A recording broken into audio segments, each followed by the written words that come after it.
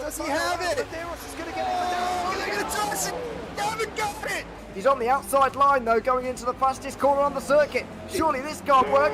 Dominic Ligner has got a sensational run outside line now, though, for the heavy braking zone. Around the outside goes the Audi R8. Look how much Miller's come back into play. Exactly. Miller's still such up. He's not on second and change. All of a sudden, Miller's back in play. Can Barry do it? Big Barry's going to do it. Big Barry!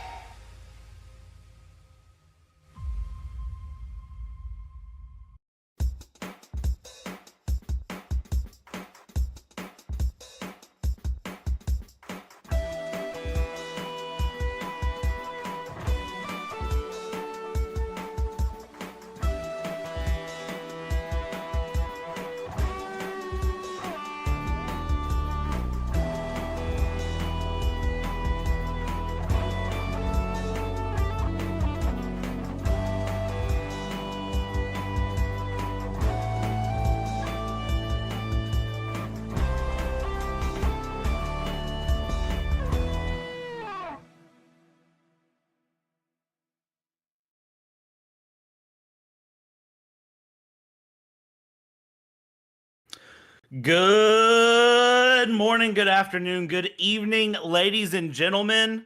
It's the season finale of this virtual World Sports Car Championship. Historic season, 1964 cars, around 100 minutes of Paris. This is going to be absolutely amazing to go through. This is one that I've been looking forward to since we started the season all the way back in February. And it's the Autodrome de Linas Montlhery. And I'm going to say that one time. And from now on, you will just hear me say Paris or Paris because I'm a bloody American. So pronunciations in French are not my thing. But you're not here for my pronunciations. You're here to crown some champions. This is the closest championship battle we've ever had in CMS history going into a season finale. I've got a live sheet on my back end that I'm going to be plugging in positions and calculating points as we go. And fingers crossed at the end, every championship will be decided because as I will talk about later, it is not. But how did we get here? What got us to this point? Well, let's go ahead and run things down the calendar. We started all the way back in the 17th of February in Daytona. We've ran Targa Floria, Spa, Sebring, Le Mans, Reims, Capicarati, Capodiena, Goodwood, Nürburgring, Monza, Bridgehampton. We ran Monterey last week, a week ago. And here we are to round things out in Paris. It's been a long 10-month journey. And we don't have any championships crowned. So this is going to be a fun one to stick around. What is the track that will decide our champions here? Well, it's a wet, it's a fun Linas Montlhery here. It is a track just south of Paris, France, 12.5 kilometers, 7.7 miles, 100 years old this year. Built in 1924. This official layout is from 1925. 1924 is when the oval was built. We'll see some of that. And then 1925 is when we threw in this fun road course. But here's the thing. You still have to survive this race for it to matter. And what are going to be the things that we look at today? Well, the keys to the race as they stand. The best ducks survive the wet. Yes, it is raining. It is raining hard. And I'm going to add in the tagline that it's cold. It's in the 40s Fahrenheit. That's like very low in Celsius. Stay on top of your braking zones and watch the pit exit. This is a dangerous pit exit. This is some dangerous braking zones. You get in the rhythm, and then all of a sudden you need to slam on the brakes. And as if these 1964 cars were not challenging enough to drive, we're going to just add some messes in there as well. But let's look at the strategy for D3 and what does D3 need to do to survive, manage the fuel and slipstream, and avoid the damage. We've already been told there's going to be a couple of big shunts as this race goes. I'm kind of looking forward to seeing who survives it. 2 to 4 stops. We're looking at about 20 to 27 minutes on a fuel run, and all cars are equal. As if we couldn't make this championship a little bit more exciting. We've just got to go ahead and say that no car is ahead of the other here. Everyone is looking fairly equal. Well, in D1-2, it's the same story. Second verse, same as the first. Manage your fuel and slipstream, avoid the mistakes, and avoid the D3s. Good luck with that, but that's what you got to do. 15 to 20 minutes on a fuel run, 4 to 5 stops, and again, no car is going to outdo the other. That's where things get fun. Let's talk about the championship points as they stand. And I would like to start with the Div 3 AMs, because who is it on top? George Angelides. Who is behind by 0.2?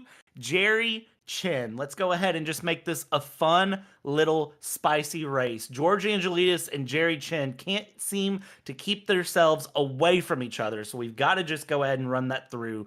And now from there, it's John Mayer, Peter Meyer, Jason Whited, Barry DeMarzo, Dave Kors, Harslav Zakic, and Tom Mountjoy. In the team standings, look at this. Scuderia Cavalli and Flying Kiwi Racing, separated by a rate of knots. Depending on how these Div 3 AMs finish, this entire thing could be upside down by the end, but we'll keep you going as we go. Div 3 Pros, that's where things get fun. The only team championship is ME Racing Ferrari 250 GTOs, Smile Power Racing Shelby Daytona's in second, and the Rookie Monsters in third. But notice that second and third are separated by 1 point. Yeah, keep your eyes on that one. In the driver's standings, it's a 3-horse race. Nicholas Kirsten, Magnus Dahlgren, and Bradley Sellers. Those are the 3 that we've got to watch, and it's just 5 points to separate them. JT Tammy down in 4th, Vuder de Bruin in 5th, Timon Suvic in 6th, Ross Smith is up into 7th place, Ethan Funk in 8th, Tom Lane in 9th, Mike Bell in 10th, and 21 drivers have driven in Div 3 this season. If I didn't say your favorite driver, be sure to spot them among that second column. Plenty of action to be found here. Congratulations to ME Racing and the Ferraris that have taken the team standings, but the driver standings, just throw that one up in the air too. We'll find out at the end of the race how that goes. It's going to be very interesting. Let's look at Div 1-2 AMs as it stands. And as Div 1-2 AM stands, it is Adam Gray and Eric Monet that are looking there. Eric Monet had a DNF, so that kind of sets things through. Eric to win needs the win and needs Adam to DNF. For Adam, he's just got to finish the race, and theory in a good spot. That will be interesting, and it'll be the first title for either of them. It doesn't matter who wins. It's a first title here in the VWSC in CMS Racing. Michael Locke in 3rd, Fernando Ferreira in 4th, James Bowders in 5th, David Baccaceladon in 6th, Tom Mountjoy, Philippe Ducardi, Santiago Dancourt, Luke Goodlife, Filippo Marazzi, Pavel Shermanov, Matthias Bogle, Stephen Miller, and Stacy Scott's the 15 drivers that have taken place in Div 1-2 AM. Again, that championship, it's not sealed, but it's close. We'll see how that goes. Now in Div 1-2 Pros, this has been back and forth all season, and we're going to go ahead and just make things even more fun. Aliko Busink and Dan Herlock, they've been back and forth all the way through, and this is where things are going to be interesting. 6.35 points separating, and we'll see how things go. Busink needs to finish 3rd or lower. Busink needs to be in 2nd place. There's penalties afoot, which we'll discuss later. This one's going to be who knows where. Ben Borman in 3rd, Becky Ely in 4th, Reese Gardner in 5th, Cameron Barker in 6th, David Junt in 7th, Oliver Day in 8th, Luca Tavernari in 9th, and Dan Kirby in 10th. 36 drivers have driven in Div 1-2 this season. Look at the team standings, though. Let's jump to that other column on the right, the team standings. There are 10 scenarios that are calculated out, that are in kind of hands, that could hand this to any of these top 3 teams, separated by 7.3 points. It could be the Lotus 23Bs that pull things out, Ben Borman and Becky Ely. It could be Strachan, Tavernari, and Herlock and Mike Bell Motorsports and the Alfa Romeos that take the team standings. It could be Joy Motorsports with Newman, McCoffin, and Busink that pull out the team standings. It really just depends. There's no telling how this one ends. And for me, Div 1-2 is really going to be where things go crazy. But of course, Jerry Chen and George Angelides, you can't discount that battle all the way up in Div 3 AM because they always find each other. They found each other all the way over in the Modern Series and the Historic Series. We just have to go ahead and make things interesting yet again. Everything is too close to call except for one division. So, I mean, this is going to be an insane race. I don't know how else to say it other than it's going to be an insane race. But I think that's enough of me droning on about the points and where things are at and trying to pronounce things in French. Let's bring in my friend here that's going to be with me. I've got Paul Glover in the ear, as always.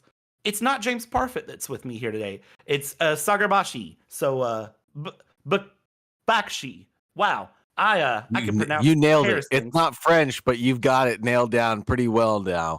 You I'm know what? looking It forward to works. this event. Pronunciations are not my A game, and I always blame it on being American. But you know what? Sometimes I can knock it out of the park and not even know it. It's your first time here in the VWSC. How are you feeling?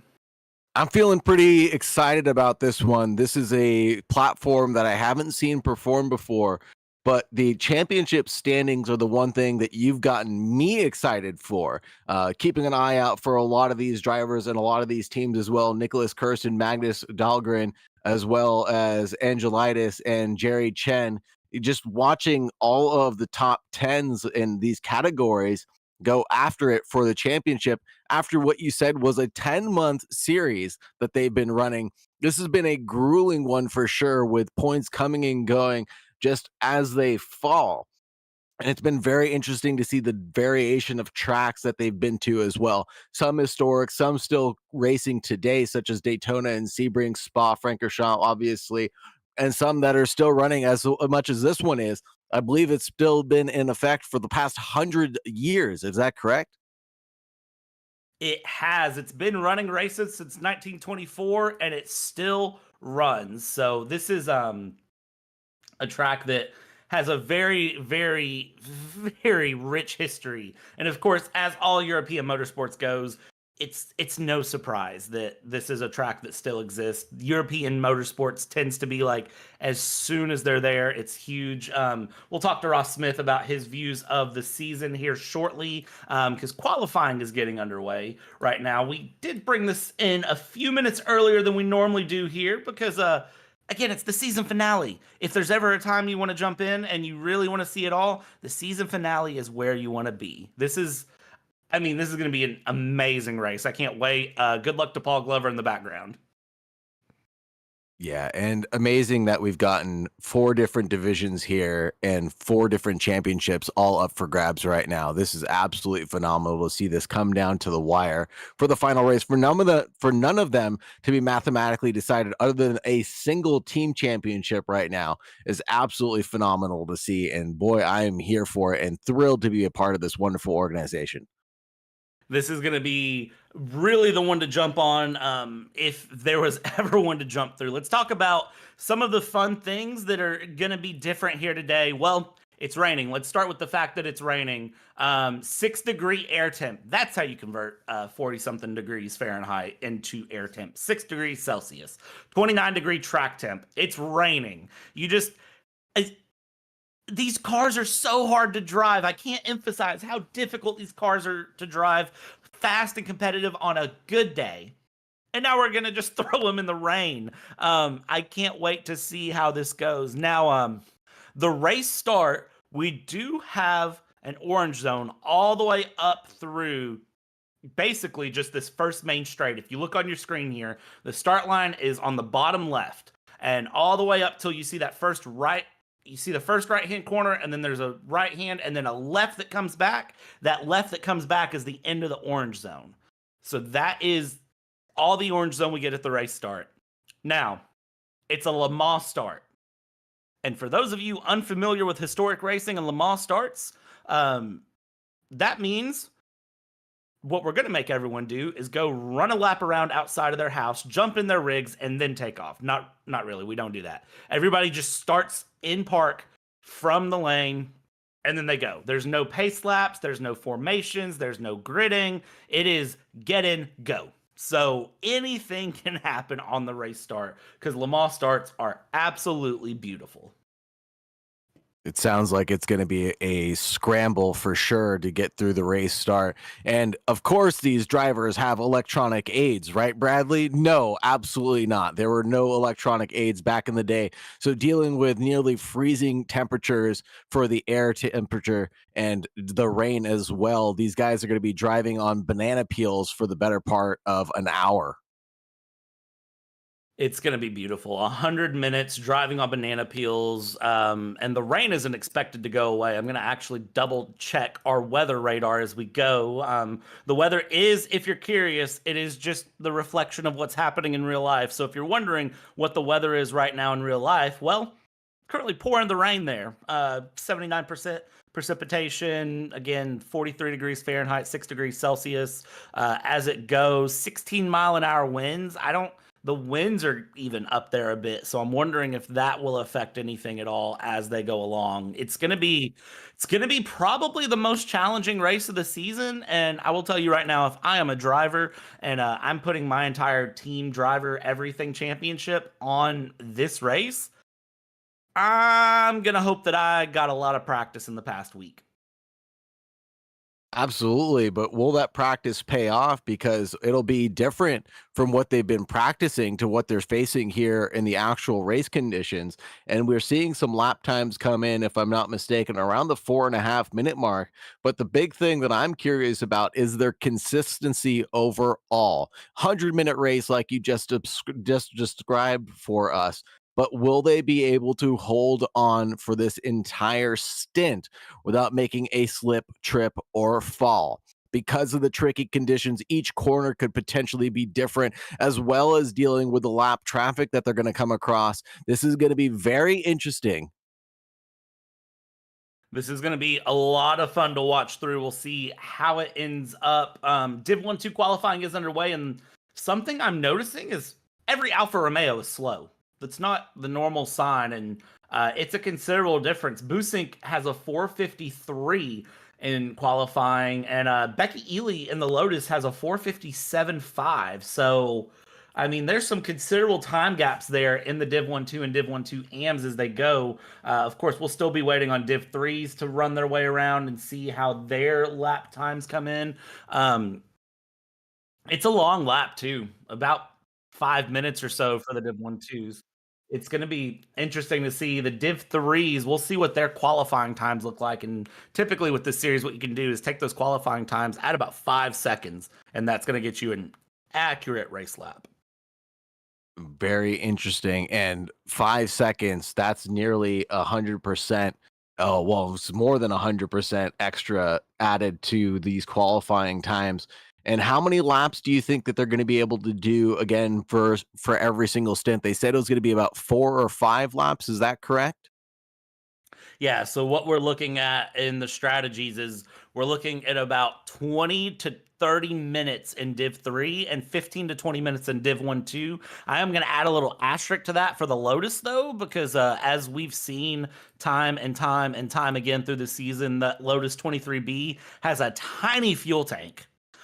So they may have to pit a little bit more than that, but they are showing pace here today. So we'll see how things go. Looking at all of our drivers that are here through, as we look through, Kirsten's here, Dahlgren's here, Bradley Sellers is here. Of course, we know George Angelides is here, Jerry Chen. I do see in the server, I believe. Now I've got to double check myself. Yes, Jerry Chen is in. Looking through Busink, Herlock's there. So it looks like all of the key players that need to show up today are here today to really, really set this championship off. Really looking forward to this one. The competition is going to be tight. And like you said, driving that Lotus 23B Ford is going to be Becky Eli, excuse me, and for the Fruttigio Monsters. And I believe they won their championship already, or they still in the run for their championship. I cannot recall. There are so many close battles to keep an eye on. They are still leading in P1 in the Div 1, Div 2. They've got 95.35 points to their name, leading by just around 1.95 points over the Mike Bell Motorsports Alfa Romeo team. And then the Joy Motorsports is 7.3 back. Thank you very much for showing that on screen. It is a beautiful championship to behold. And we see Becky Ellie in the 4th place, Ely with their championship. And man, it is going to be a close run to get to the final step of that podium, only separated by 0.15 of a point from the rest of that podium position where Ben Borman is sitting right now. Yeah, and I'm looking back across the season as things stand now. The big thing that stands out to me is that Busink, there in the lead of those Div 1-2s, has 3 wins and 6 podiums, or 3 wins and then 3 additional podiums, and has been consistently in the top 5 the whole season, with the exception of Bridgehampton. That's the big one where I see that he wasn't.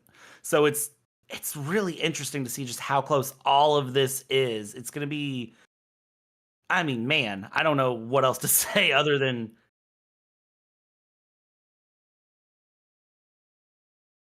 well, and don't click wrong buttons is the other thing to learn when you're setting up here. So looking things through here, again, the track's going to be a lot of fun. The Autodrome Speed Ring, of course, we don't take that, but we do use a portion of it as it stands to run around and get back onto the front stretch, out of the back stretch. There's a lot of corner names here that I'm not even going to try to pronounce, to be honest with you.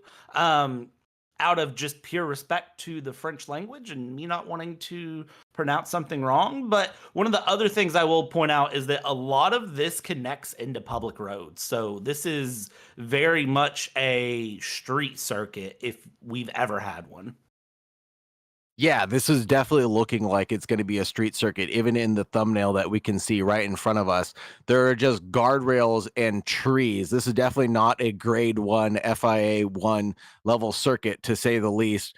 This is going to be one of the most historic events that I've ever seen live action racing going down. This is basically a glorified circuit of Le Mans, if I've ever seen one. A nice deep replica, and it has some similar corners as well. The Le Breu hairpin, Le Foyer corner, excuse my pronunciation, but long straightaways here, and even an Ascari curve and some banking like we've seen at Monza as well. So this is going to be very interesting circuit. I cannot wait to see the action take place over the 100-minute race that we're going to be watching here with the VWSC Historic Championship. And this is going to be one heck of a finale for sure. It absolutely is. So apologize if I start yelling near the end, but if there's ever a race for me to really yell, this is the time. Paul Glover will turn me down accordingly and make sure that my voice does not hurt any eardrums. Little tidbit from Paul Glover in the background. Ladies and gentlemen, you can't hear him, but I can. I love his voice. I've loved his voice since February, and I'll love his voice for the rest of my life. In 2010, the Speed Ring played host to Ken Block's Gymkhana 3 video, which was an advertisement for DC shoes. So if you think that you know this track, you probably do, because if you're anything like me, Ken Block, Leah Block, 10 out of 10 motorsports and 10 out of 10 drivers, they know what they're doing. Leah Block, of course, just signed for Williams for F1 Academy for another year, I believe. So that is exciting to see through on the real life motorsport front. And I won't spoil too many things on the real life motorsport front either. We'll keep all of these secrets for post race here. And speaking of which, we get the fun pleasure at the end of the stream. If you're here wondering, okay, so we're on the season finale, so what happens next year? What's SGS got in their pockets for next year? Well, I've known for a while. Paul's known for a while. We haven't told James Parfitt, and we haven't told our lovely co-commentator here, Mr. Bakshi. So at the end of the stream, after the championships are decided, after the interviews are out, after we hear all of the excitement, the heartbreak, everything through, we will debut it. Don't worry. Stick around. You're going to want to know. One of the things I'm noticing is the track temperature is also starting to fall. I believe it was at 30 degrees just a few moments ago, and now we're tumbling down into the 29s. Will the temperature continue to drop here? And what time is this event going to be, Bradley?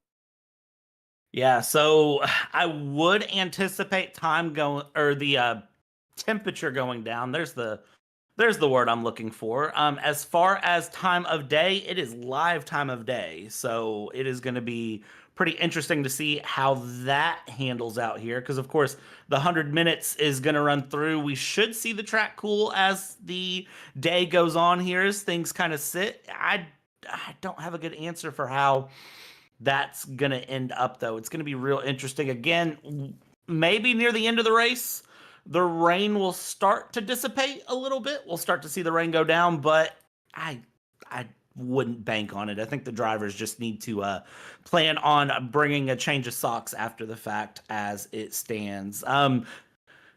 Ross Smith, I believe, has now joined us.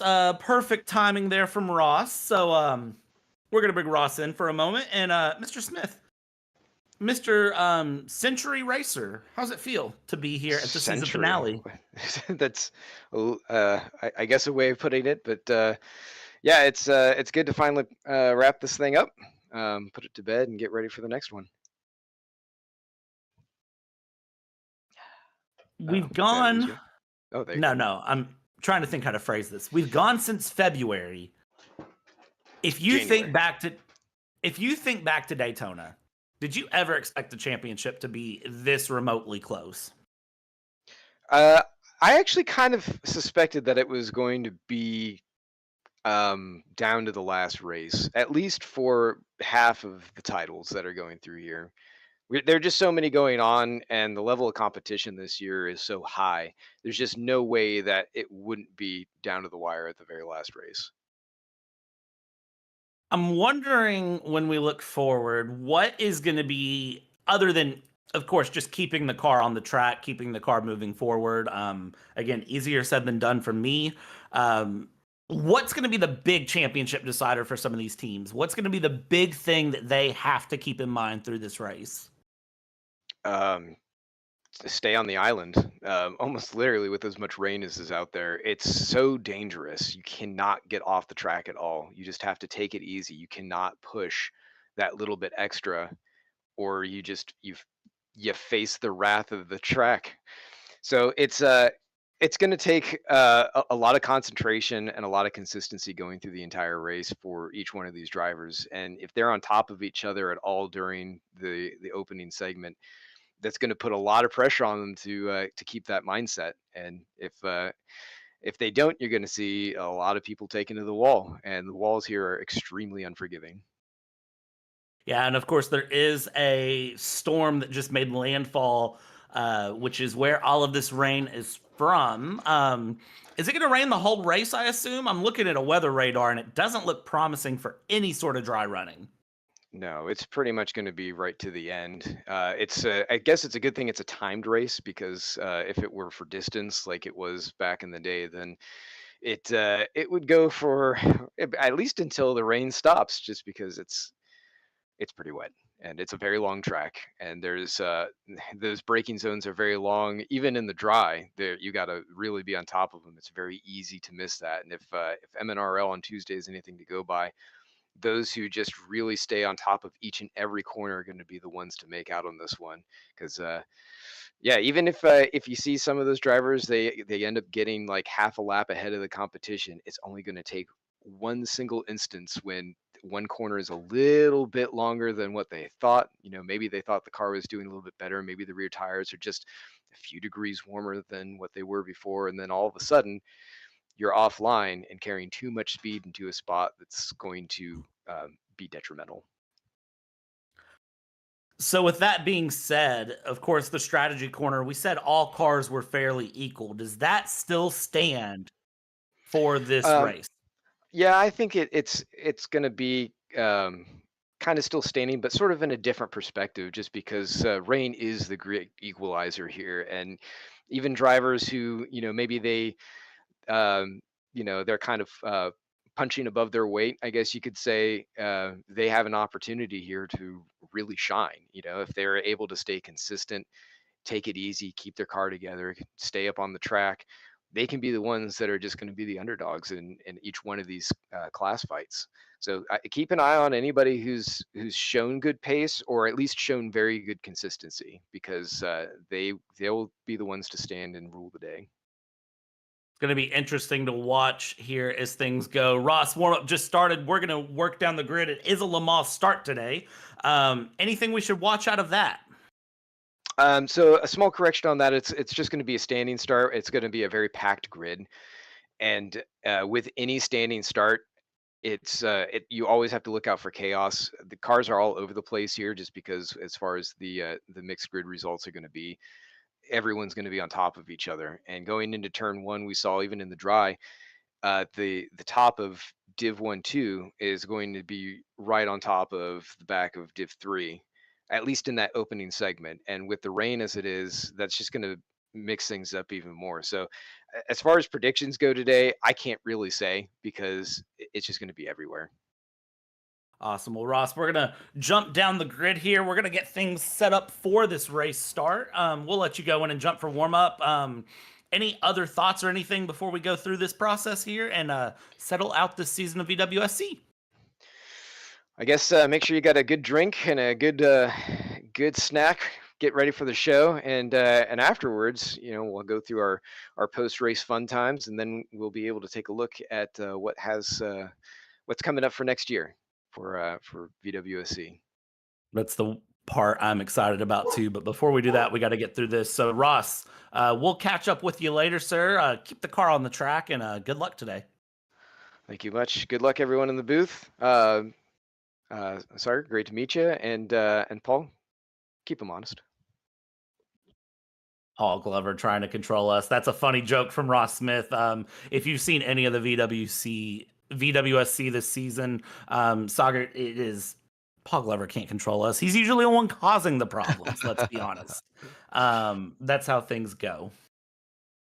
You can mute us, but you can't keep us down, Paul, in the background there. Thank you very much to all the love and support that Paul's been giving us, as well as Bradley Dalton, making this a warm welcome here at the VWSC and getting me all warmed up for this historic championship. You guys are a phenomenal team to be a part of at JP Broadcasting, and thank you very much for having me again. Be careful. Don't let Paul's head get a little too inflated here. But of course, Paul does know what he's doing sometimes, most of the time. But with that being said, is the grid ready? Because if it is, let's run it down before we hit the standing start for this season finale here. And it is Nicholas Kirsten doing what Nicholas has done time and time again, putting it on pole with Elko Busink in second place there in the Porsche 904. And then I missed third and fourth place there, but Becky Ely is in P5.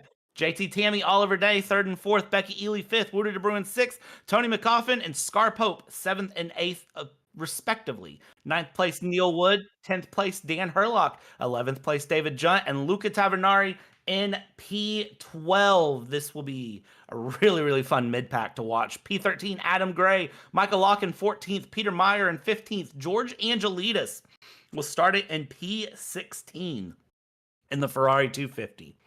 From there, we're looking 17th place, John Mayer and Jerry Chen in P18. Philippe Ducardi in 19th and Jason Whited in P20. And you never know, they could be in the front by the end of lap 1. Alexander Scholl's 21st, Magnus Dahlgren 22nd, Ross Smith in 23rd, and Bradley Sellers in 24th. From there, we're going to go back to 25th place, which is going to bring us Mike Bell, Antonis Parpanopoulos, I'll try to pronounce that better later, Timon Suvic, and Oliver Zuman Newman in P28. From there, we're going P29, Gilles Lalonde, Stacy Scotts, and Eric Monet, the 31 cars that are going to be taking this grid, running this 100 minutes around Paris. And we'll see who is where, who finishes what in the end. 31 cars starting. How many will finish? I would like to ideally say all 31, but this is, of course, a wet race in 1964 historic cars. Mr. Bakshi, how many cars are going to finish? I'll let you make that prediction. I will say that for the finale, I will say at least 27 cars will finish this race. And I'm going to be keeping my eye out on these Porsche 904s that are going to be zooming around, as well as these 250 GTOs. Some of my favorite cars, obviously the Shelby Daytona, close to our home here in the US of A. We've got to keep an eye on those. But man, this entire grid of cars is absolutely phenomenal selection. I cannot wait to see them go around. The anticipation for the past half hour has been killing me. Do we finally get to see this race start, this standing start here in the wet weather, in this rainy condition? And oh my goodness, the track temperature has continued to not only drop, but it plummeted like a stone. It was 30 degrees earlier for the qualifying session. Now we're seeing 14.3 degrees. How is that going to affect the drivers and their race start? It's going to make things interesting because, of course, historic tires, not exactly the best things to warm up. Thankfully, they are more similar to road tires than they are similar to anything that Pirelli puts out or Goodyear puts out today. So hopefully we're going to see these tires fairly well deal with the cold temperatures. We'll see how things go. And I do want to pronounce Anthony's Paparinopoulos one time. So that is the correct way to pronounce that. And I do appreciate Paul Glover for sending me the phonetic breakdown in the background, because it does indeed make things easier sometimes. The commentator life is one of trying to pronounce names and sometimes not doing the best at it. So that is just the nature of what we do. Ladies and gentlemen, if you're in YouTube chat, I see Kim there. I see DSW964 there. And of course, Paul Glover hanging out in YouTube chat, as he likes to do while he runs things. See everyone there. Drop your predictions now for who's going to win what class. What driver are you rooting for? Who are you looking for? Who is going to make it big today? And who's the heartbreak of the day? I want somebody else to predict it, because I refuse to say names. I refuse to be the one to say anyone's name. Because, well, while I don't endorse the commentator's curse most of the time, I am aware that it exists, and I would not like that to go on a 2024 highlight reel for anyone. How about I don't give you the commentator's curse, but I give you my prediction. I think that Jerry Chen is going to take it for the Flying Kiwis. I think that he's going to get one over on Angelides, however he is able to pull that one off. But I think Jerry Chen might really be able to pull this one off. I'm excited to also see the battle with John Mayer in the background try to take place, but I think Jerry Chen is really going to take this one away. I'm rooting for him. I don't know the guy. I don't know this championship, but I'm picking my poison now. George, I would just like to point out, when you watch this broadcast back, I am not the one that picked him to fill in for James. James picked him to fill in, so his viewpoints do not reflect my own. Please do not fire me going into next year. I do want to point out, though, that statistically, maybe not the worst prediction ever for Jerry Chen. Jerry Chen did, of course, take the modern series against George Angelides, so he's going to be wanting the clean sweep here, modern and historic, for 2024. You never know how that's going to end. You just kind of have to hold your breath and look through, because, well, anything can happen at any time.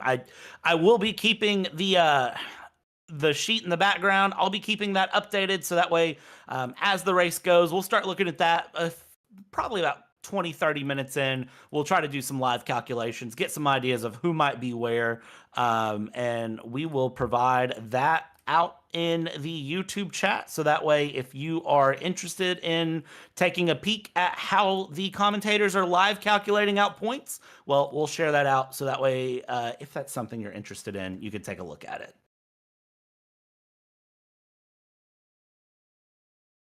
Amazing. And I'm sorry, Angelides, for giving you the commentary's curse. Hopefully you guys want me back for next season as well. And I'm looking forward to see what you guys have come up with for the following season. In any way, shape, or form that I get to be a part of it, I would be absolutely thrilled, because this one looks like a humdinger, a banger. And the way you guys have set this championship up with the points being so close, I don't think I've ever seen a championship series come down to the wire this well at the very end. So I am extremely excited to see all of this go down, and I am ready to cheer on my boy Jerry Chen.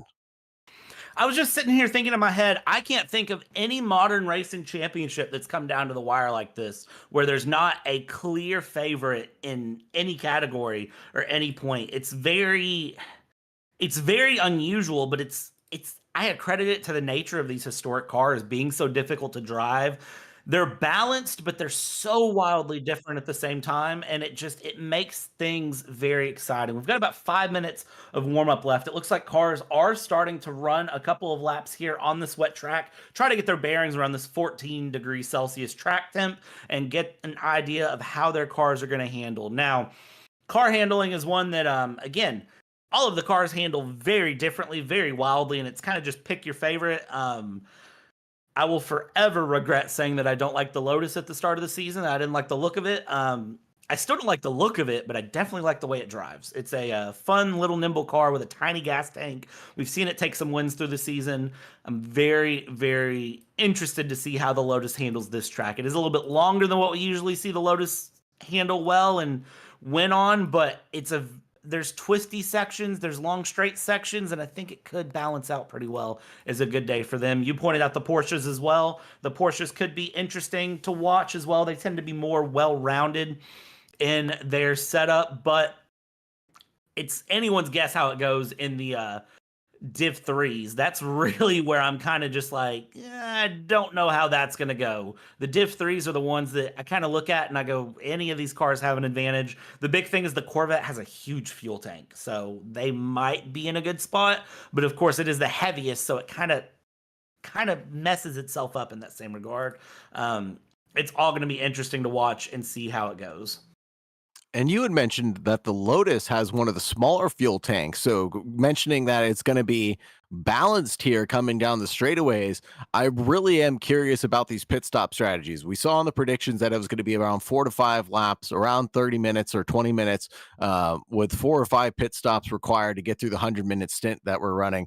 It's going to be very tricky for whomever's driving those Lotuses. It looks like Becky Eli? No. Ely. Becky Ely. Ely Thank you very much. Of course, it's one of the easiest names to pronounce, and I'm still getting it wrong. It's and you took one of the hardest names, Paparenopoulos, I believe. And I am getting one of the easier name wrongs. But anyways, I'm interested to see how that team ends up making it through with that Lotus 23B Ford, with that small fuel tank on such a long track. Transit time here being very important throughout a long circuit. Transit time meaning the amount of time it takes to get from the pit entry to the pit exit, and to see how much time it's going to take to refuel that little thing and get it back up and going again. Tire warm up being one of the biggest issues that I think that car will face if it has to take an additional pit stop over the rest of the drivers, that will have warmer tires, that will have just some better rubber underneath them and be able to stay a little bit more consistent. Can you talk to me about the pit stop cycle and what you think is going to be going on? Yeah, so a little bit of statistics for you here as it stands. The Lotus B23 has a 34-liter fuel tank and takes 12 seconds to fill up in the pit stop. 454 kilos out of a 5,800 RPM redline, 1340 cc Cosworth inline 4-cylinder engine.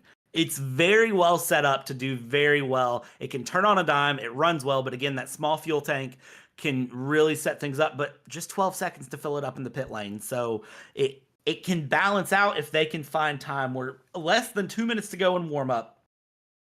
And, looking at the Div 1-2s, there's a lot of good battles there. Div 3s, we touched on George Angelides, Jerry Chin. Again, we're gonna tread lightly on that one. At least I am. You've taken the bold approach. I'm gonna tread a little light here, but Bradley Sellers, Magnus Dahlgren, Nicholas Kirsten. I'm kind of curious to see out of the three of them. Of course, Kirsten is running through and in a very good position for this race. Has seemed very quick. Is in the Ferrari 250. Magnus Dahlgren is in a Ferrari 250, and then of course Bradley Sellers is in the Shelby Daytona. So it's Ferrari versus Shelby. I mean, I feel like I've wrote this one out of a movie somewhere. Yeah, absolutely. This feels like a Ford versus Ferrari type event. This feels like it's going to be an historic event for sure. Not only for the people that are out on track, but for the viewers as well that may be interested in joining this championship. And if someone wants to get involved in the VWSC, how could they go ahead and do that for next season? Is there a Discord that's available? Is there a championship sign up that's open to people? Is this even open to the public? Oh, absolutely. Storm Gang Simulation does everything amazing to make this public. So if you are interested, there's a lot of links down in the description that will get you everything you need to participate. Again, remember, this is the final round of 2024. And then we go on, we are going to take a holiday break. I will tell you right now that Storm Gang, Ross Smith, George Angelides, everyone involved, the testers, they will be working hard all the way through the holiday season to get the cars ready for 2025, both modern and historic. Historics are in a fairly good point, I know.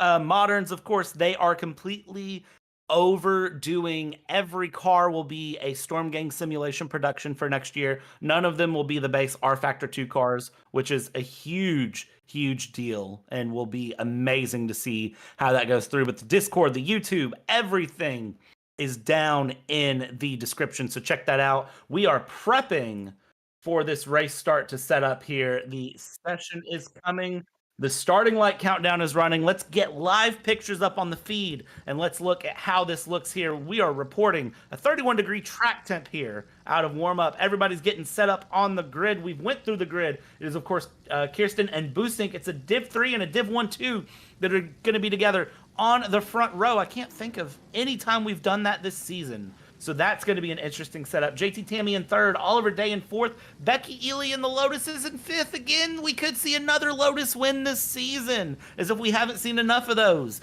The Lotus has been dominant through this season. The Lotus 23B has 5 wins through the season, and then an additional 4 more podiums if I could count. So yeah, the Lotuses are through. We're away, we're going, we're gone. The race start is here, and look at the absolute carnage going through. This, again, it looks like Monza. It feels like Monza. We're not going onto the banking. We're going straight down the main straight. Look at the spray as they fight the rain here. The marshals waving the green flag. The spray is enormous, but we've got 100 minutes around Paris to get our way through, even though this isn't technically Paris. This is the Autodrome de Linas Montlhery as we go through, and in the lead is Nicholas Kirsten. JT Tammy in second place, back in the Div 1-2s as they go. Michael Locke is going to be running in 14th place overall, currently leading. In a Div 1-2 AM, Adam Gray and Ross Smith in the background are battling, but in the lead is Nicholas Kirsten, trying to pull a gap already, over a second on JT Tammy as we're now out of the orange zone. And look at how much the cars slide around. Mind yourself, this is our first braking zone. This is where everyone needs to be careful. Everybody tiptoeing around these historic cars. And Sagar, I think we've made it through without too much of an incident. Wow, what an amazing show of skill and force by these drivers to be able to get through that deep braking zone without any sort of significant contact has been very important. But throwing a wrench into my predictions is going to be Angelitas. He is dominated and is pulled away from Jerry Chen by at least a couple of car lengths, and it is unbelievable how the 115 has just kept it on track, getting onto the throttle, and someone is off in the background. Who is that tumbling down the order right now? It looked like a purple car that was going through the forest there. With the 115 still tiptoeing around, trying to navigate this tricky track and on this warm-up lap. Yeah, I believe that was Michael Locke, actually, if I had to have a guess, but I couldn't tell in the background. So Paul will be finding out who that was as we go. Nicholas Kirsten going through, Becky Ely up into fourth, Dan Herlock down into fifth as they stand. So this is continuing to shape things up. And again, we're looking at about 5 minutes to a lap, 4.5 minutes to 5 minutes a lap, maybe a little bit longer with the rain being here, but they did qualify in the rain. And that car in the background was Ilko Busink in the Porsche 904. And it's we'll see if we can figure out how that happened, but as we go through, Nicholas Kirsten continuing to just run through. JT Tammy in second, Vuda de Bruin in third, and we have a battle back in 10th between Neil Wood and Luca Tavanari in Div 1-2s as they go. I think it's interesting to see how mixed up Div 1-2 and Div 3s are here as we go back. We're going to have a real quick replay. This is what happened a moment ago here in the background, and let's see, it was side by side, it was hard on the brakes, and it was no brakes and just straight off into the woods. To grandmother's house we go. I think some fresh baked chocolate chip cookies would be better than racing in the cold rain. Yeah, trying to find grandma's house out in the forest, not working out so well. That was our Div 1, Div 2 leader, if I'm not mistaken. So Becky Ely now taking the lead of that in the fourth place, Lotus 23B Ford. And that'll be a nice points haul for her, or for them, excuse me, as they drive this one forward, taking away a haul of points and potentially even getting the championship, if I'm not mistaken. We'll have to do not the points positions for the championship, but possibly getting a podium for the championship, as the points difference is quite huge. But of course, we'll be doing the math kind of as we get to the halfway point of this race to see where the predictions will fly.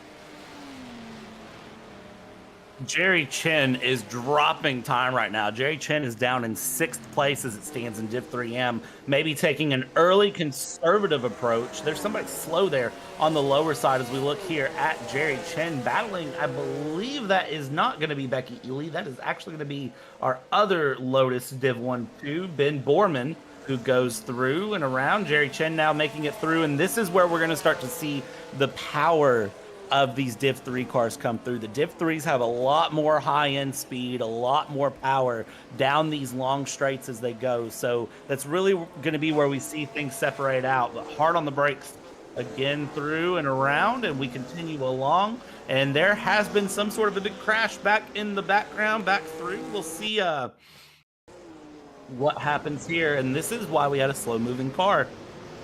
Ben Borman here we follow, and what happened here through? Well, everybody tiptoeing, everybody being nice and pretty and smooth and tiptoeing, and Ben Borman, I mean, that's just an absolute shunt through. Everybody locks up the brakes. That's the number 40 going through, and that is not what you want to see. The number 40, of course, being, as soon as I can look at my number sheet, I'll tell you who the number 40 is. That's Eric Monet is the number 40. So Eric Monet now down in 31st place on the day. We continue along, though. Wouter de Bruin has found his way up to second in class, is running along here, and is trying to keep JT Tammy behind and just stay nice and smooth. And other than a couple of moments here, it's been pretty well good tiptoeing early on. Borman touched my friend Jerry Chen, and Bruin, oh my goodness, sends it off into the grass not one time, but almost twice in a row in that number 19 car. Getting squirrely whirly all over the place now. And boy, oh boy, talk about driving on banana peels. That number 19 looks like it's got banana peels for tires at this point in the race. But of course, we're looking at that accident from earlier. So squirrely on the brakes. It's unbelievable. Can that car even get stopped? And when it gets on the throttle, it looks like it's even worse. It is absolutely amazing how these drivers are keeping it on the racing surface at this point in time. But looking back at that accident again, still I'm going to complain about my friend Jerry Chen getting touched in the rump there and getting pushed off circuit. And I'm going to say, you know, he's just biding his time. We've got an hour and a half left in this race. Jerry Chen is 19 seconds off the pace. He's got some time to gain off the leaders, but conservative. Pacing yourself, driving within your limits. We've talked about this during the qualifying session. We're going to see drivers slow down their normal race pace over this entire stint because they want to just stay alive. And I think that's what Jerry Chen is going to want to do. He's just going to want to stay alive right now. Staying alive is the name of the game, and I tell you right now, it is easier said than done as we continue along and around and keep things moving. This is where things get very interesting for me and where things really sort of settle things up. We're doing a little bit of live calculation. If you've checked out the sheet in the chat, and Becky Ely runs off. Becky Ely is off and straight into the woods, and that is not what we see here early on. Becky Ely getting it back together, thankfully those trees are pictures and not actual collision, and Becky Ely goes through the fence back onto track. Oh, and that was just the back end became the front end. That's never what you want to see, but that is, of course, how that happens. So now we've just got to wait and see what happens for Becky Ely. Becky Ely now down into 5th place in class as we run along here. Becky Ely was, of course, the leader before that moment. And is Ely still ahead of who is that, Borman? Because that's the battle that they are in contention with right now for that 3rd place in the championship. We'll have to keep an eye on where Borman ends up. But now we're looking at Mike Bell getting it all right. He's getting so close to that barrier. Again, driving this number 12 car, and he is in 4th place overall in his classification, if I'm not mistaken, and leading in Div 3 right now, or excuse me, 4th place in Div 3, 15 seconds off the pace of the leader, of Kirsten. And we've got more stuff going on in the background. It is absolutely mayhem out here. We got 2 nearly identical looking cars driving nose to tail right now, and I believe that would be Sellers right behind him, chasing down Mike Bell, Smile Power Racing Team, Shelby Daytona. And as they continue their way along, here we go for Mike Bell currently back behind. They run through. Teammates are going to be working together here. And there are your class leaders up on the top of the screen as we hit an hour and 30 minutes to go. 90 minutes left in just 100 minutes of racing. It's hard to believe we've only been through 10 minutes, and it feels like we've had so much action in 10 minutes as drivers are very much tiptoeing their way around this wet Montlhery circuit as it stands. And it is, yeah, it's going to be like this for a while, so it's just a case of tiptoe, hold on, keep the car together. It likes to slide in dry weather in the best of times, and, well, in the worst of times, the car is going to want to just do donuts. Absolutely crazy. We're going through Becky Ely trying to make a move here and find another position on the number 808. And as she looks here to get past Oliver Day, there's a little bit of contact. They come around, go through.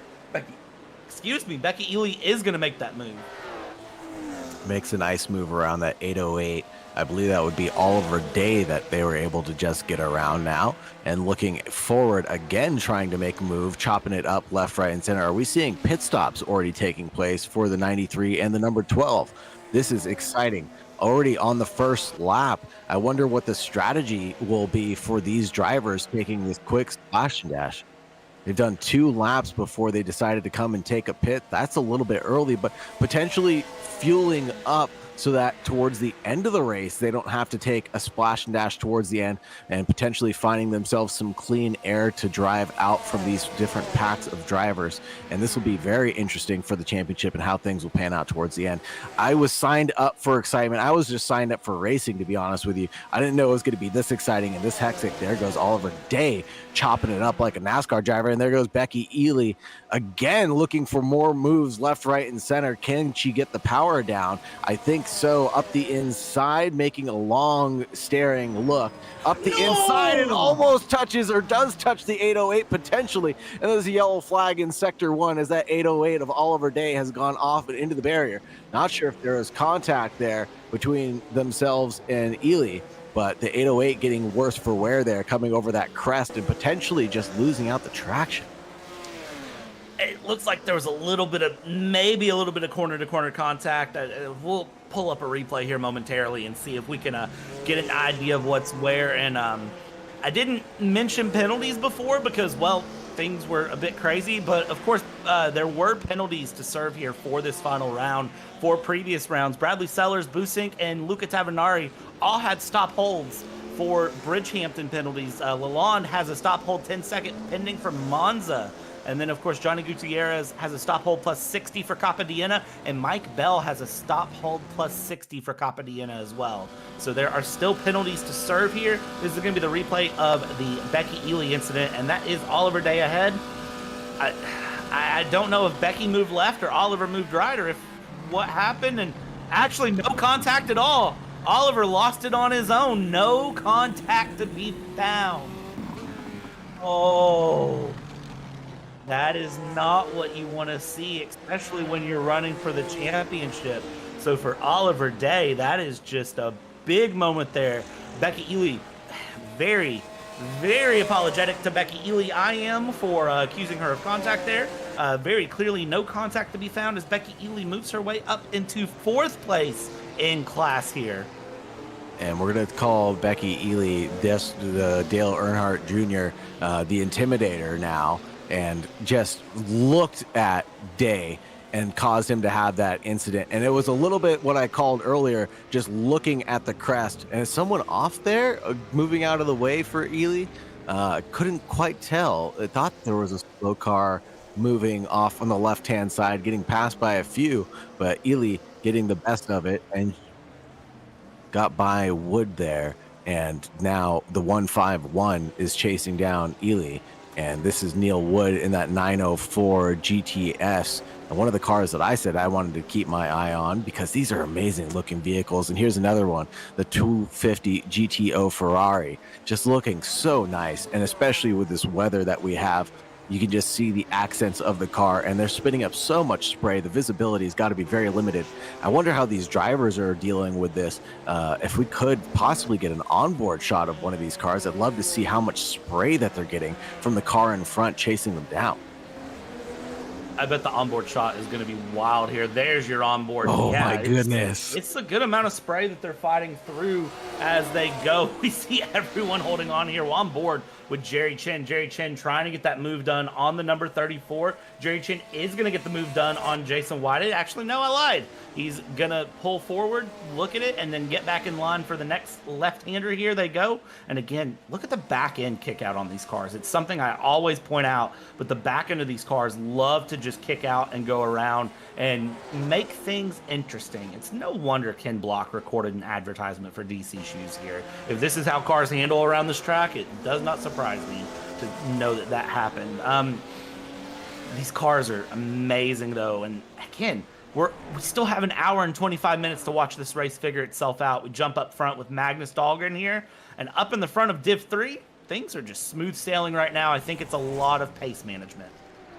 100%. The pace management has got to be key, and a big wiggle there from Dahlgren coming in through. But it's the pace management. It's got to be about this consistency. The last thing you're going to want to do, especially as the gaps start opening up and you're not really racing another driver on track, unlike Jerry Chen, who is racing on track in the 5th place 66 right now, coming in through the deep banking section, dips out onto the high banking to finally get some visibility out from that spray and just carrying as much speed as possible through here and really closing down the gap and slowing down a little bit. Is he considering going in for a pit stop? No, not quite yet. And it's amazing how much these drivers are able to just stick to each other throughout all this limited visibility that we're facing. But Jerry Chen, and then look at the car get a little airborne through there coming down the front straight. These are absolutely amazing handfuls of vehicles to keep a hold of and start wrestling. Who is Jerry Chen now chasing down? That might be Scar Pope in the Div 1, Div 2 Alpine A110 and the number 21. As we watch the cars get air, I love seeing these cars get air through it. It shows how fast and just how raw the cars are as they go. Look at Jerry Chen, and no, that is going to be... Oh, no, there's a tire in the background. Who is that? That is... Oh, that's one of the... Oh, that is, I believe, one of the... I think that's the Smile Power Racing Shelby. I just was can't that tell Bradley Sellers, the number 93? That is indeed Bradley Sellers. And then, of course, we've lost John Mayer in the Div 3 AMs, so John Mayer is now completely out of this fight. That's going to turn a championship on its head. So, yeah, let's just go ahead and mathematically, actually, John Mayer dropping is going to result in... I believe that might seal the team championship for Div 3M. I'll double check the math in a moment. We'll figure out what happened. Also, we lost Scotts. We lost Stacy Scotts in Div 1-2M. We've lost Ben Borman. Oh no! Oh no! If we lost Ben Borman, then that is going to shake things up for the team championship for the Div 1, Div 2. And here we're watching Sellers, if I'm not mistaken, come through, get airborne, and then collects one of the Daytonas. Oh, man. That was Mayer, and then that was Sellers that goes through. John Mayer's tire is laying off. That is insane. Ben Borman had a VR malfunction, and then that was Ben Borman spinning in the background. So... I believe that was Ben Borman just behind what we just saw, spinning through. So, yeah, Ben Borman out through. So, drivers racing in VR, sometimes you're going to have dangerous moments like that. And unfortunately for Ben Borman, that is the case now. That puts Ben Borman out of this race as well. So what that means is that shakes things up quite a bit. It does mathematically put the Futigo Monsters out of the team championship and hands it to Mike Bell Motorsports, I believe. So this has been Borman having his moment, and you can see just gone. And good avoidance from the number 2 there of avoiding Ben Borman's skateboard that just decided to go through. That was Michael Locke. Wow, what a kickflip out of these cars. These physics are absolutely phenomenal, and to see these cars have such amazing physics and to see tires falling off, and there goes Jerry Chen through, and that must be Becky, if I'm not mistaken. In the other green car, the other Lotus 23B4. So when I did misspeak before, it wasn't Ben Borman that spun before. That was Ben Borman we saw down the straightaway DNF. So that was Becky Ely that spun behind Mayer and Bradley Sellers. This is going to be the replay of what happened to Becky Ely. And yeah, this is just all on her own spinning. So this track is proving to be a whole nother monster that I wasn't expecting. This is, wow. This is proving to be a whole nother mess. But it's amazing to see the drivers here showing up, challenging, and continuing to go through. And look at the slide on Jason Whited here. As Jason Whited battles Jerry Chin. This is your boy Jerry Chin trying to go through, and man, it's close racing. Jerry Chen is doing an amazing job right now driving this one forward, and we've got another 2x2 battle right now. We've got two cars out in front. Jason Whited leading over Jerry Chen, my man himself, and then who are the cars behind? That'll be Neil Wood and Scar Pope, if I'm not mistaken. The Porsche and the Alpine battling it out between the two of them. We've got two amazing side-by-side battles that have just concluded coming through the banking section, where you have to basically drive nose to tail, and then we'll see some braking action coming in towards the first braking zone after turns 1 and turns 2, and then we'll see more action coming in through the old hairpin. And those are the names I'm sticking with. We're going to call the first kink turn 1, and the braking zone of the Gendarme corner, we'll call that turn 2, and then the Le Breux hairpin. Of course, excuse my French pronunciation of anything. Peter Meyer is our next DNF through, and Stacy has said next season will be the season for Stacy in YouTube chat, and then says hi to all of us in the booth. Hi, Stacy. And there's another DNF. Peter Meyer. Becky Ely has now DNF. So that puts Fatigo Monsters out of the Div 1-2 championship. Oh, there are so many drivers having issues left, right, and center on this wet track. And Becky Ely's DNF, I have a feeling, was not of her own doing. As we go through, this is Peter Meyer. Oh! Oh! What? Good golly, Miss Molly. What in the world just happened? That is a horrendous crash. That is a red flag if I have ever seen one happen. And the car goes flying into the air again, collecting another. This is absolutely mayhem right now. All right. Well, that is interesting. The red car, not exactly sure who that was. It looked like it might have been an Alfa Romeo, if I'm not mistaken. I think it was Michael Locke, if I had to put a guesstimate on it, but we'll see if we can't confirm in the background. Our current Div 3 AM leader of Antonis Paparinopoulos is now also DNF'd. So Paparinopoulos is now our next DNF through. I knew this race was going to be challenging.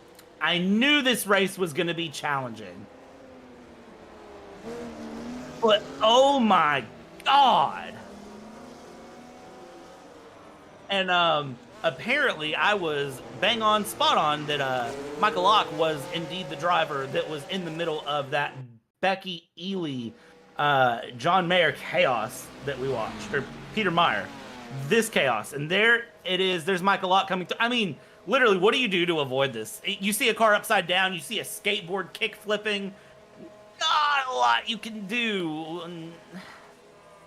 Hopefully not driving a direct drive wheel. That wrist will be banged up for sure. And then also skating by Ely somehow, some way after that initial bang up. Obviously damage is turned on for this event, and that thing is going to be seeing better days and have to get some repairs during the pit stop. Yeah, that bonnet is absolutely torn up for certain. And thankfully it has not lost an additional wheel. A 7-10 split. I'm just gonna say a 7-10 split. You can look at the YouTube chat and figure out where that's from. as we go through. Michael Locke is still running in that Alfa Romeo, though, leading in class. So a bit of respect there for the Div 1-2 AM driver. Jason Whited still putting some pressure here with Jerry Chen. They are 27 seconds down on George Angelides. I have a feeling George Angelides forgot to turn his weather on and is running a dry track while we're all running in the rain, because this is ridiculous from George. Yeah, absolutely ridiculous, and pulling away and ruining my championship hopes for Mr. Chen, unfortunately. But we're still seeing an amazing battle right here between Jason Whited and Jerry Chen. This one has gone on for at least the last better half of 10 minutes, I would say. We saw them basically 2 laps ago still battling, and they've continued to stay within just moments of each other. Looking at the live timing screen, what is their lap times? They're doing pretty much identical times. Jerry Chen's just a hair faster, but 0.3 doesn't mean much on a 4.5 or nearly 5 minute track. The fastest lap going out to Nicholas Christian with a 4:36.7. There's someone who has not turned their weather on for certain. Yeah, this is absolutely amazing to see the pace coming through for some of these drivers. You can tell the drivers that are very comfortable driving these cars in the rain. And you can tell the drivers that are really playing a game of survival here and really just trying to make these cars run it to the end. Still an hour and 15 minutes left to go. Anything can happen, but we have had some big moments here in the race as it stands. Div 3 AMs, we've lost Mayer, Meyer, and Paparanopoulos, and we have Angelides, Whited, and Chen running through. We've lost Stacy Scotts in Div 1-2 AM. We have lost Ben Borman. We've lost Becky Ely. Well, Becky Ely is still showing in the session, so maybe trying to get that car repaired and get back out. We'll see what happens with Becky through. Statistically, as we go through, I've just ran some of the numbers, and we're looking at how things are going. And as it stands right now, championships are swinging. Fatigo Monsters are swinging to 3rd place by 0.7. In the team standings, Joy Motorsports will be in 2nd, and Mike Bell Motorsports will be in 1st, and that is all because Dan Herlock has found himself in the lead by 10 seconds. In Div 1-2 AMs, it is as we expected. It is Gray over Monet. As they run now, it will be Adam Gray securing it with a comfortable 14-point lead. And again, if Adam Gray doesn't finish and Monet can run through, we could see that swing. That is statistically the most settled championship coming into this round.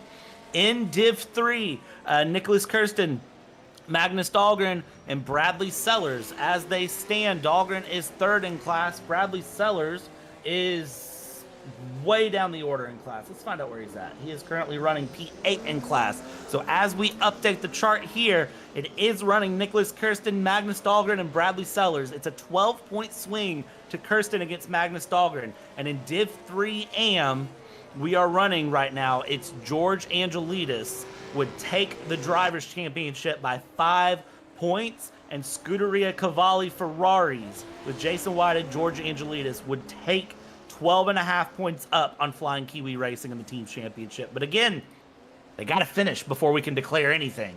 And as we've seen in 15 minutes, or in 25, 30 minutes, absolutely crazy. I don't know how this is going to end. This is insane.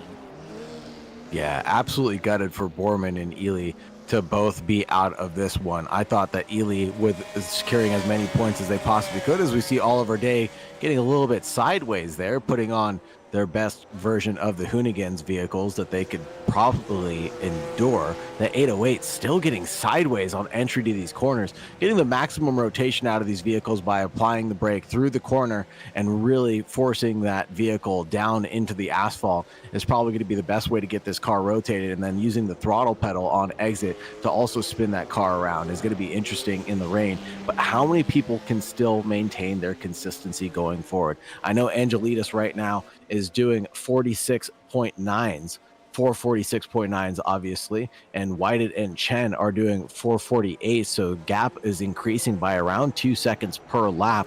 But is that going to be consistent over this entire race? We've seen a lot of incidents that you've described earlier on that have taken out a handful of drivers. So my prediction was wrong. I think if anybody took the under or the over for DNFs, they'd probably be in the right place. Here's George Angelides right now. I'd love to see how well he's doing on this circuit as he's getting caught up by the number 33, if I'm not mistaken. And I mean, just getting pushed around.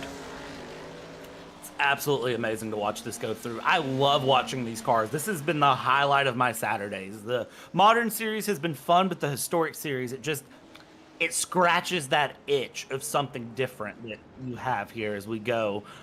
George Angelides here as it stands. That is the number 93 running through it. Bradley Sellers gets cleanly past George Angelides. I think George kind of let that one go and said, you know what, this isn't my fight. I'm fighting for a championship and going. And Becky Ely is back on track. Not a DNF for Becky Ely. Becky Ely currently running P10 in class, but of course Ben Borman is out, but Becky Ely 10th in class.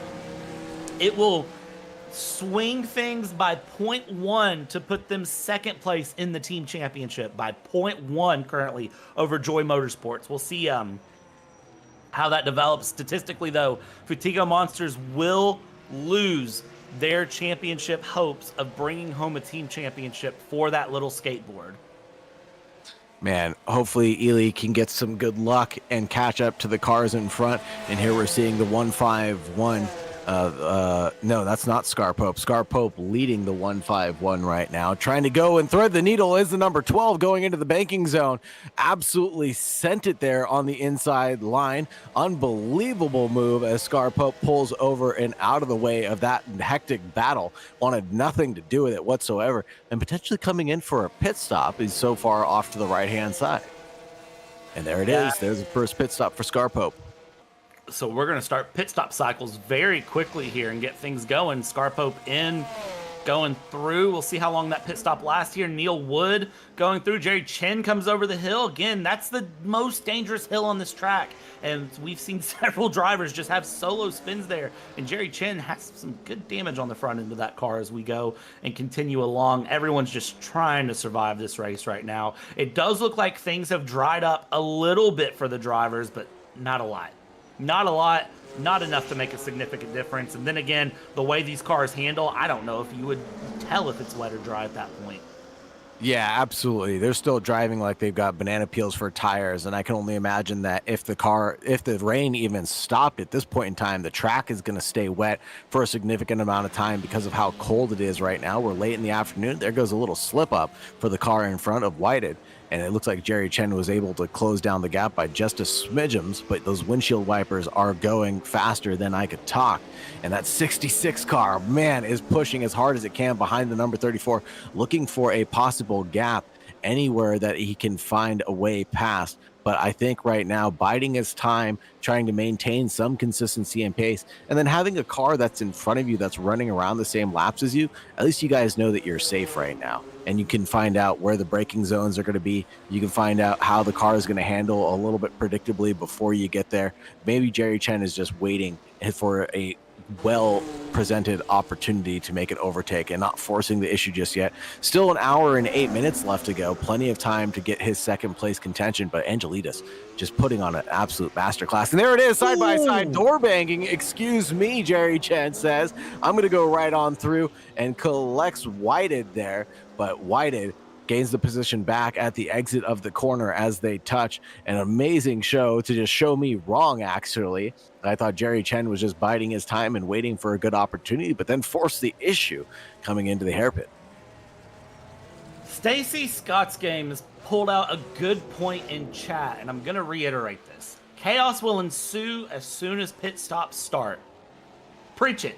Preach it, preach it, preach it. And Stacy, I'm looking forward to seeing what you do with next year's historic cars and next year's modern cars if you choose to race there. I will tell you right now, I think the historic cars for next season, again, they're going to be a fan favorite. I've known what they are for a little bit, so I'm not going to spoil the fun. Stick around for the next hour and a half to find out as we continue along. And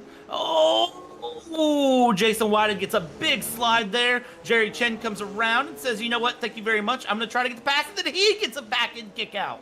Because why not? That's a sympathy slide if I've ever seen one. They both come through. They stay where they're at, and tiptoe these Div 3s around the track, boys, because it's very, very close there. In Div 3 Pros, Nicholas Kirsten currently 22 seconds up on Wouter de Bruin and Magnus Dahlgren as they stand. JT Tammy 42 seconds back from the race lead. In the Div 1-2s, Herlock has an 8.5 second lead over Makoffovin, and then Wood is 38 seconds from there. Michael Locke and Adam Gray currently in Div 1-2 AM separated by 8 seconds. While the classes are somewhat spread out, I will tell you right now, there are still battles up and down this track that are continuing to develop, because as we hit this point of the game, this is the survival series of this race. This is where it's all about just hold on to what you've got, get a little bit closer to the end, and try to not bend the car on your own. Try not to have a single car spin. Try to avoid the walls and just keep it going.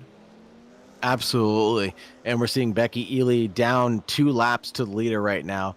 And Tavernali, I believe that's how that's pronounced, in the 37 Alfa Romeo Giulia, 1 lap down to the leaders, 53 seconds off the pace from the next car in front of the Div 1, Div 2 AM of Ducati.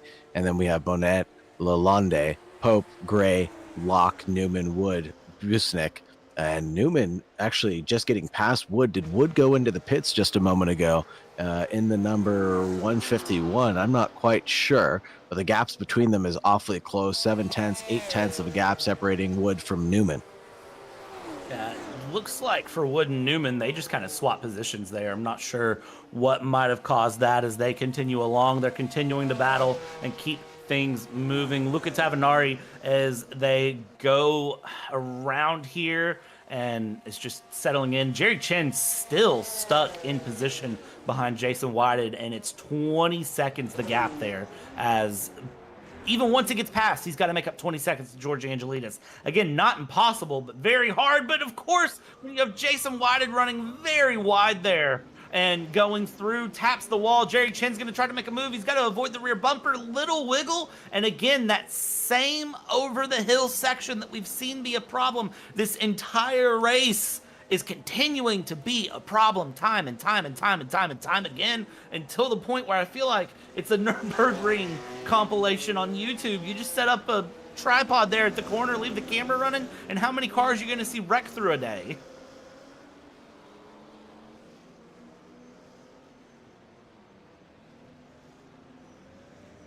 Cars are starting to pit now as we go. We'll see what happens here. Cars are starting to speed up quite a bit here. Nicholas Kirsten and Lalonde and Busink are starting to set faster times. Michael Locke has set a fastest lap time, so we're seeing times come down. I think the rain is starting to give a little bit of a lull here, and we're starting to see things dry up a little bit. We checked the weather radar, and it doesn't look like it should be. We're seeing a lower period of rain, but it is going to ramp up in about the next 30 minutes. I'm expecting the rain to ramp back up and things to get a little bit more treacherous than it is right now.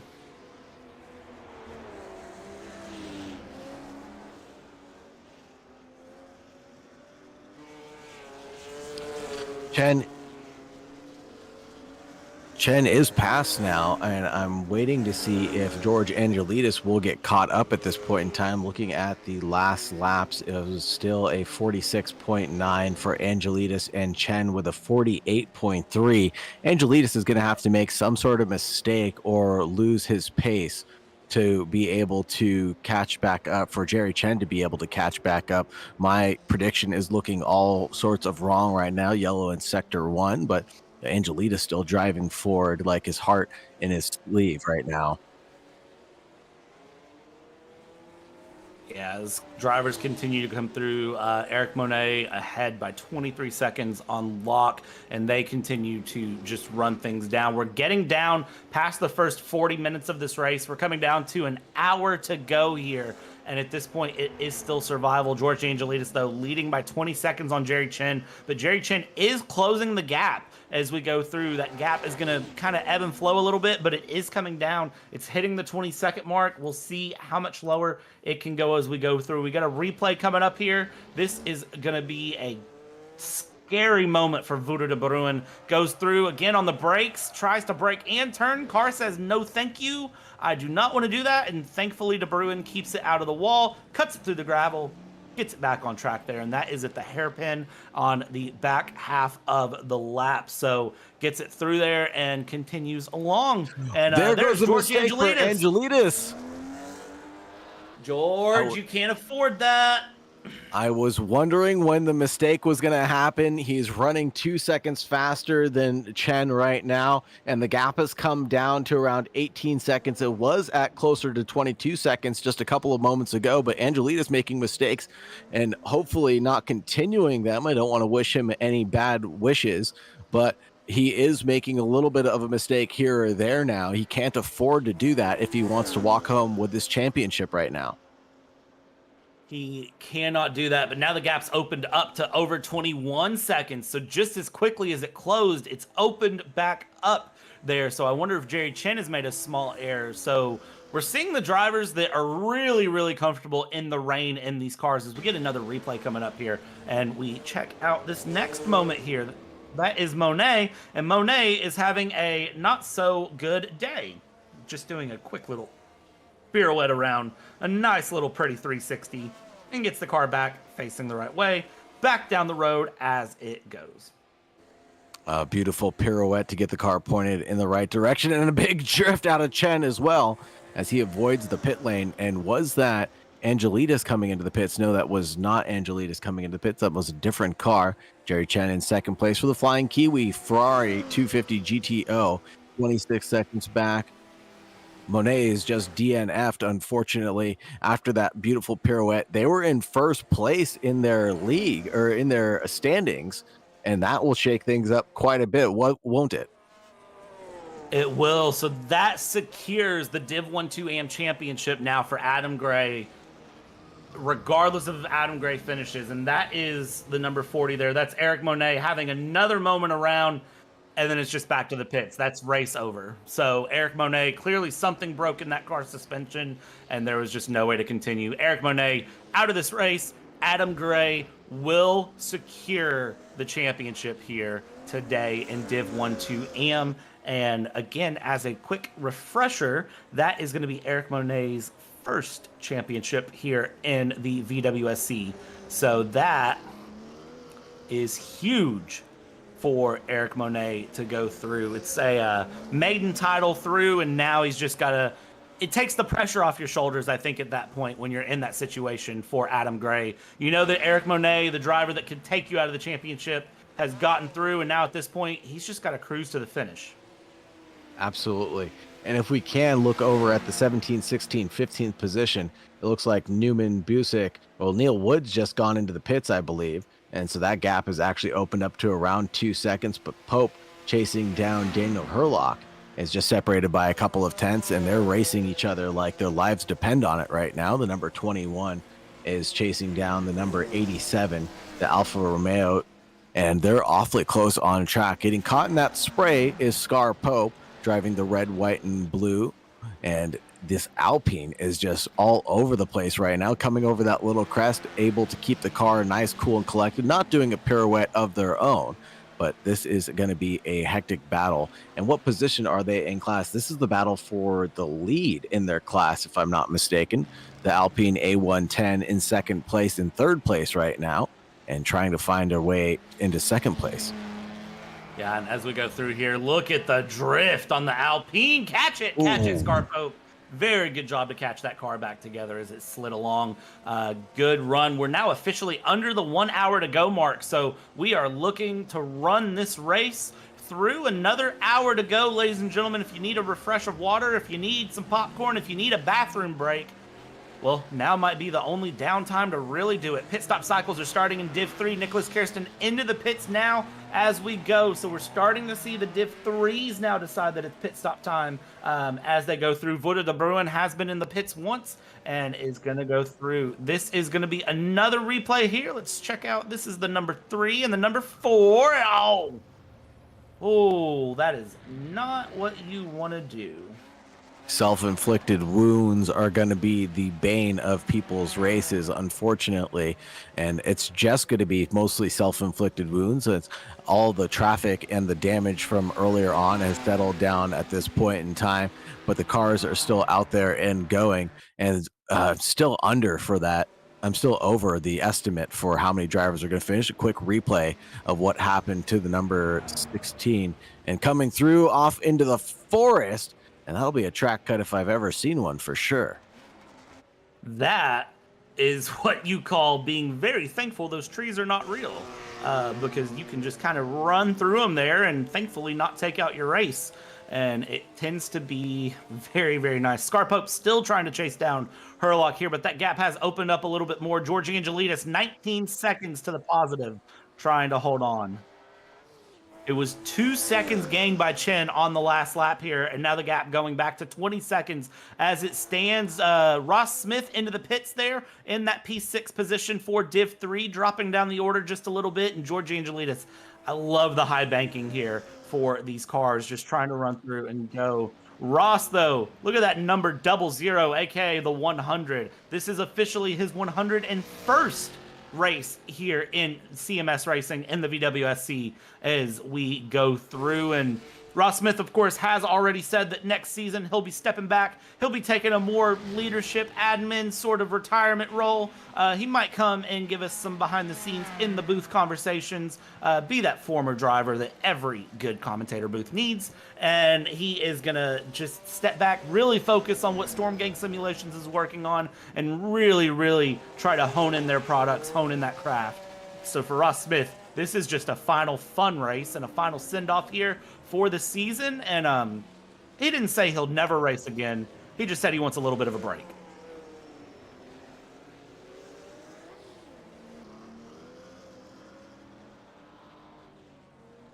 Chen now into the pits, and he is going to be stationary, it looks like, for around 30 seconds. But like you told us earlier, he was gaining around 2 seconds a lap over Angelides, potentially splitting this one almost down the middle. He's going to have to take another splash and dash towards the end of the race, I could only imagine. And the top three right now, Angelides, White, and Chen, Dahlgren in the Div 3, and Tammy, and then Kristen in the top three of the Div 3 championships. Div 1, Div 2, McCoffin, Herlock, and Pope right now, and they are all running their own races. Div 1, Div 2, Locke, Gray, Descartes, all leading in the top three there as well. But Magnus Dahlgren commanding lead right now, fastest lap of the race being a 36.7, not as fast as Nicholas Kirsten, who has done a 4 minute 35 seconds. Last lap around, it looks like he is lapping faster than the cars behind him in his class. And I want to point out Tony McCoffin, he is driving out of his league right now. He is leading over Mike Bell even in the Div 3 class in the Shelby Daytona number 12. And right now the lap pace is a 5:56 over 5:49. Mike Bell into the pits twice already. No, he's only pit once at this point in time, and it's looking like he is just doing so well. And I'm talking about McCoffin, because he earlier I couldn't even tell who was going to be in first place. Was it Herlock or Pope? Because McCoffin was so far out in the lead in that number 339. Yeah, and as we continue to watch this race and these battles develop, again, 53 minutes left to go. We're at the point where drivers are really trying to breathe through and just relax and keep things going. They've got to keep smooth and consistent. In order to finish first you have to finish. And if you're Tony McCoffin just kicking the rear end of that car out on traction, you're going to breathe a little bit. He's got 12 seconds on Herlock, so you can tell that the drivers are really starting to monitor pace. They're monitoring what they're doing, when they're doing it. Jerry Chin, 90 seconds back on Angelides, but of course that's after one pit stop, and Angelides still needs to pit, and that could change things significantly too if Chin is able to just really dump the throttle, get things going, make the undercut work here. Dahlgren now into the pits from the leads of Div 3, and JT Tammy will inherit the lead there as they continue along and continue around. This race is really coming alive here in the middle of the run as we just all breathe. We take a second, we take things through and keep this race going. Tony McCoffin here really showing good car control in that 904 as it stands. And I tell you what, if this is how this season ends on this crazy of a race, it puts the bow tie on what's been the perfect season since the beginning. Of course, we started again all the way back in Daytona was, the first thing back in February.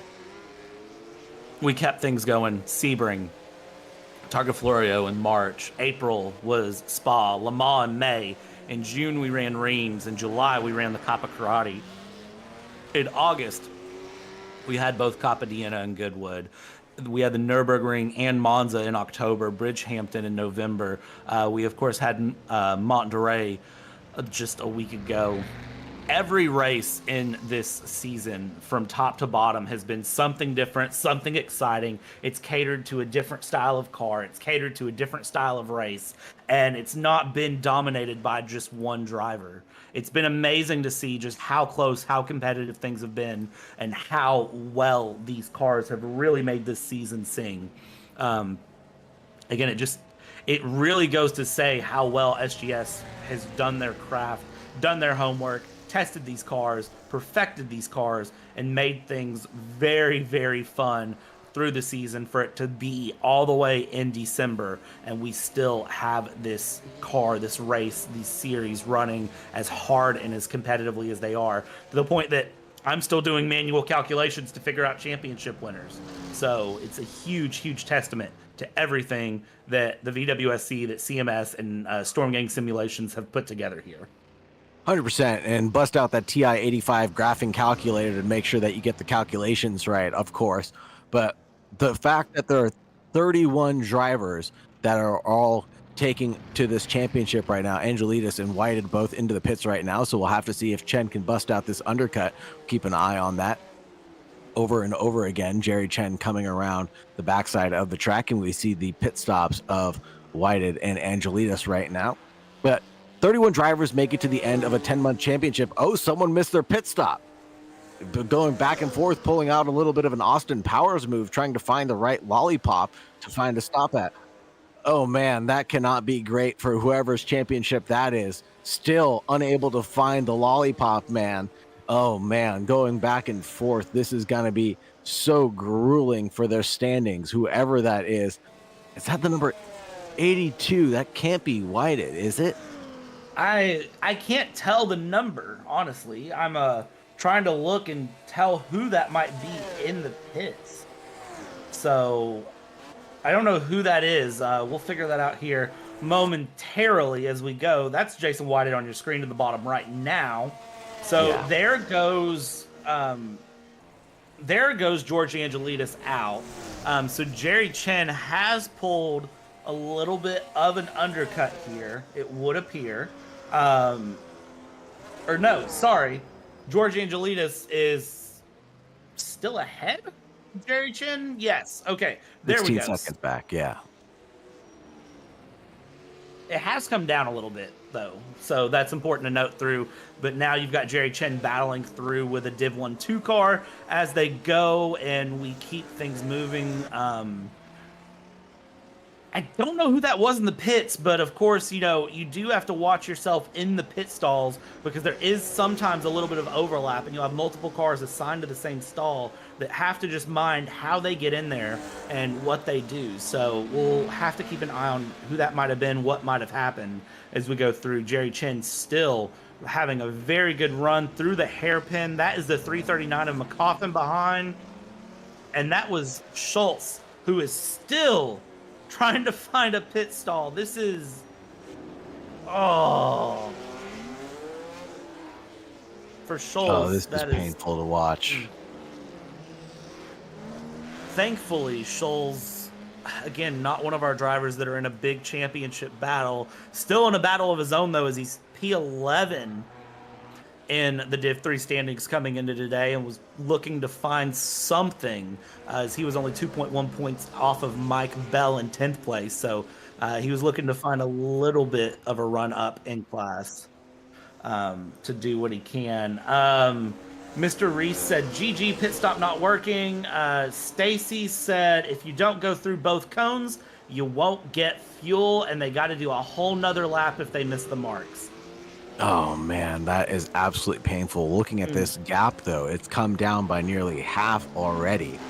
And now Jerry Chen's down to about 11 seconds already. Amazing. And we're going to see a replay of what is this, the pass Jerry Chen was able to make around the car up the inside. Whoa, this is not Jerry Chen. Excuse me. This is the 151 and the 62. And that's Wood going off into the woods. And oh my Oliver goodness, Newman. that is an excursion. That Definitely is contact going through the right hand kink, excuse me, before the debraking zone.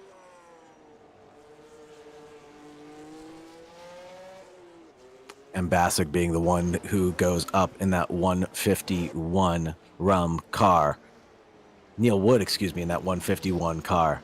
Unfortunate for Neil Wood. I was keeping an eye on him for this entire race as well. Gap slinking back and forth. This is my boy Jerry Chen. 10 seconds away nearly from the leader of Angelitas, and he's gaining a little bit of time and momentum on this outlap for Angelitas, and hopefully so continuing that. The Flying Kiwi racing car is absolutely flying right now, to say the least. I Under 10 seconds. I would like to point out that if Jerry Chen beats George Angelitas, he wins by 4 points. If it comes out the other way around, it's a 5-point swing. So it is literally going to be who finishes P1, who finishes P2 here for these two. Or you never know, Jason Whitehead could finish P1, and then it's all about who finishes P2, who finishes P3. Needless to say, these two know the battle they're in. As I mentioned earlier in the broadcast, it went to Jerry Chen in the moderns. George Angelitas would love to have it in the historics, and whoever wins this one, they're going to tell you the battle that they've had year over year over year. They can't stay away from each other for more than the off season, if even that. These two find each other in every series here at CMS and every championship they run, and they end up fighting each other tooth and nail time and time and time and time and time again. And it's always an absolute banger and mash showdown. Jerry Chen now 14 seconds away from the leader. Let's see what the time is going to be when he crosses the line. I'm interested to see the last lap around. Angelitas obviously running his outlap, 6 minutes, 8 seconds, 4:51 for Jerry Chen. That was a quite rapid outlap for Angelitas, and I wonder what kind of damage he may have done to those tires. Pushing so hard, he may be facing a little bit of graining. Like you said earlier in the broadcast, these historic tires, more like street tires than anything else that Pirelli or Goodyear are putting out these days. And so hopefully not facing too much scrubbing, but I imagine pushing as hard as he is right now, trying to maintain this lead over Jerry Chen. And this is going to be the gap and the race that I want to follow the most of so far. But here's Ross Smith in that 00 for his 100th race, getting chased down by the number 89 behind. And who is that in the number 89? I'll keep an eye on that. That'll be Magnus Dahlgren. Absolutely true. And they're having a nice battle on track. And this is for 5th and 4th in the championship right now. Smith leading in the 00 in 4th position. They're about 8.9 seconds away from the car in front. And the 00s maintaining their consistency right now. And Ross Smith, a very consistent fast driver, time and time again through this season. We'll see how things end up for him here. At the final round, he's going to be looking for a podium in class if he can find it, but he's got quite a bit of time he needs to make up for that. 11 seconds to be exact. 11 seconds to make up is a long way to go. Around a 5-minute lap, pretty much, that the drivers are facing. And consistency being the key. I wonder when we'll see the next round of pit stops come out. Do you have any predictions for the end of this race so far? I don't have predictions at all because I can't tell you how this is going to go. We've had a DQ of Alexander Schultz is out of this race. Disqualified, will be P31 in this race of our 31 cars. And what caused that? Backing up through the pits. Trying to find that pit box. Couldn't find it. I have a feeling that that's an issue with missing a cone there at the pit entry, as was so lovely pointed out between Stacy and Mr. Reese. Unfortunate to see, but that is the nature of racing. Philippe Picardi, our next DNF, and well, that's a guardrail. And that's a wall. Oh, and goodness that me. Is a send, almost goes over the wall. Unbelievable. Hopefully he wasn't holding on to the controls of that vehicle when he went up that hill, because man, that is a risk breaker of an accident forever. That was absolutely wild. I haven't seen a DNF like that in a while. I'm curious see if we can find out what Philippe Picardi had happened there, because that was weird to see. Ross Smith has decided to just kind of lay on the throttle in this Shelby Daytona for Rookie Monsters and open up a gap to Magnus Dahlgren. Magnus Dahlgren sliding in the background. It looks like Magnus Dahlgren caught it, but doggone, the track is slippery. Still, even with running 60 minutes, an hour of racing around this track, nothing has dried up. There's been no sort of drying. There's been no sort of chilling out, calming down, nothing. And Jerry Chin's still closing the gap to George Angelides in the Div 3 AMs.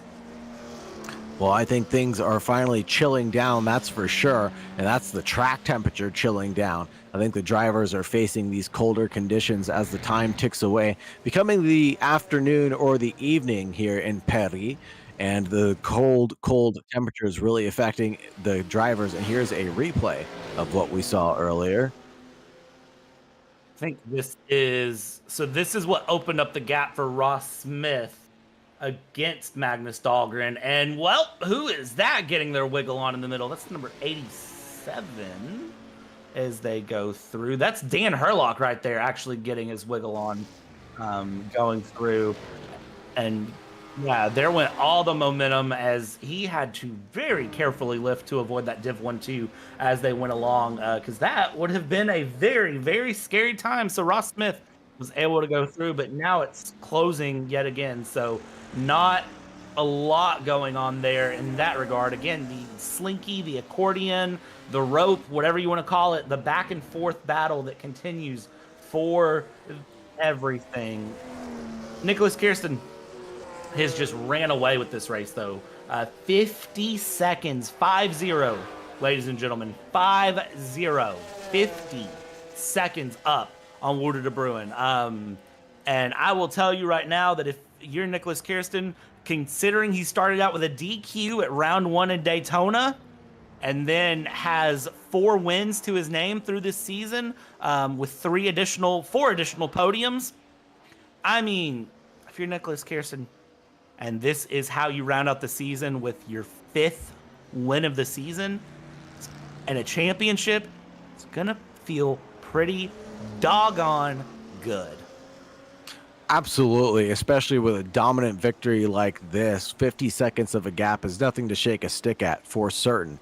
Commanding lead, pulling out the last lap out of nowhere, being a 439.3 over his competitors who are doing 441s, 440, 441, 450 for Tammy, and Sellers doing a 443 as well. So the lap times definitely going Kristen's way, and just being Mr. Consistent out there, and fastest lap going his way also with a 435.4, and that's on race trim, by the way. This isn't qualifying. This is absolutely a race trim that he's got set up. He's already taken 1 pit stop to his name so far, and just driving this one forward over Bruigen and Smith, Dahlgren, Tammy, and Sellers. Angelides, Chen, Whited in the Div 3 AMs. Div 1, Div 2, that'll be McCoffin, Herlock, Busnick.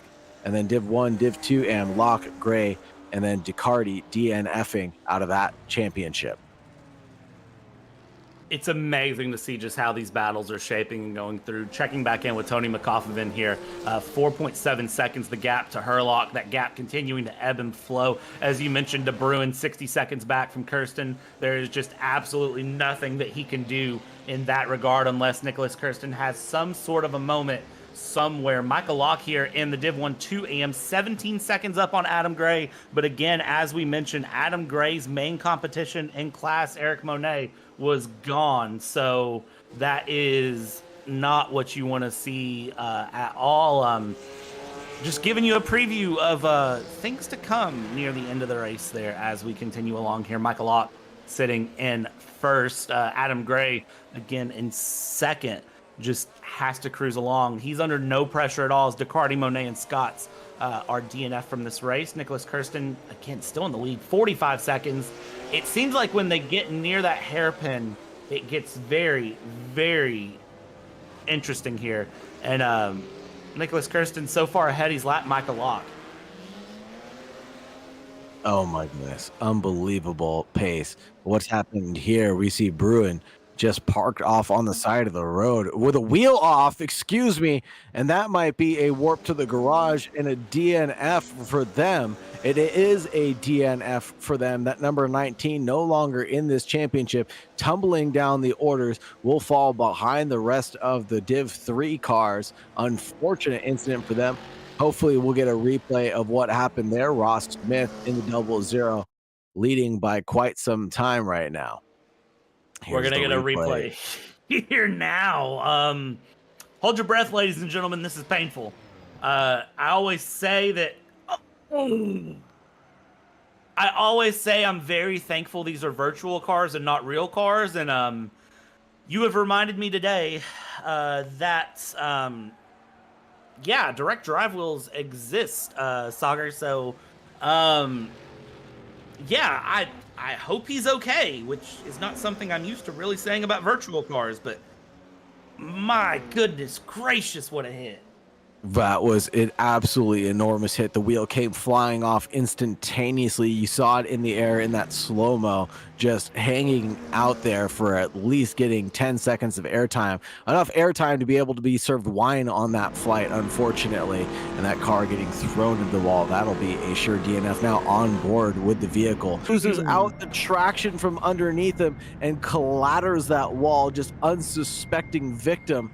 And yeah, that wheel hopefully not connected to him at the wrist, because man, I hope he's okay, like you said earlier. And this is unusual for us to say as virtual sim race commentators, but with these new direct drive wheels, with these powerful machines and rigs that people are driving, we're even commentating on a series that does full motion rigs. So hopefully those drivers, when they have incidents like that, aren't getting yeeted from the seats that they're bolted down to.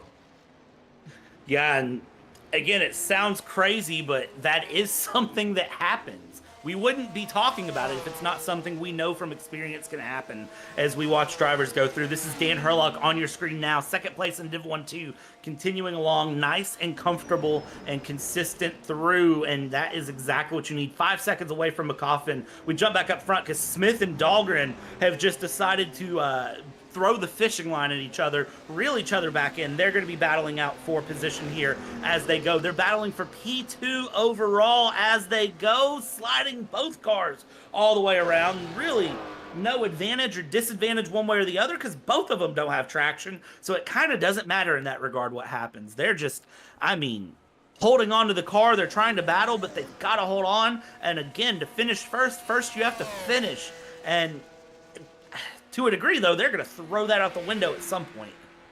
And I think now's the time where they've thrown it out the window and they're battling on track because they know that they've only got one more pit stop left that they have to serve. Both of the drivers drifting it through the bend here, and it looks like the 00 got the worst of it going off track, and Ken Dahlgren used this momentum to catch back up. It looks like he had a sympathy slide of his own, unable to catch back up, but the gap sure has closed down from that 5 seconds that he lost due to the momentum of the Sellers vehicle in front. The 100 getting a little squirrely there on throttle coming out of that bend, and now the number 89 of Dahlgren in the Ferrari 250 GTO is able to catch back up, caught in that slipstream, and will get sucked back in, coming in the back straight and headed towards the deep banking zone. Now no car separating the two of them. Now it's all momentum based and driven who will carry themselves better. It looks like Dahlgren had a little bit of a slip up coming in through the banking zone, loses out a handful of time. That might be a 5 second gap at this point in time.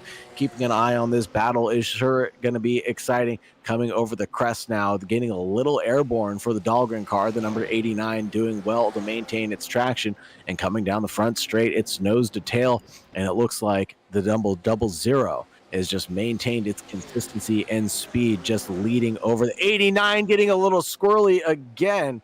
And man, oh man, this is an exciting battle to stay on with.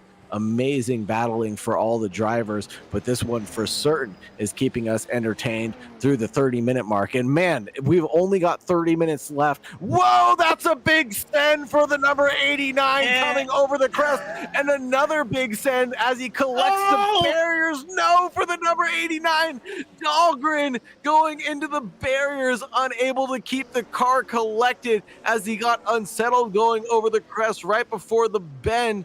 Oh no, talk about getting the commentator's curse. We have just handed it to him. On a silver platter. Man, whew.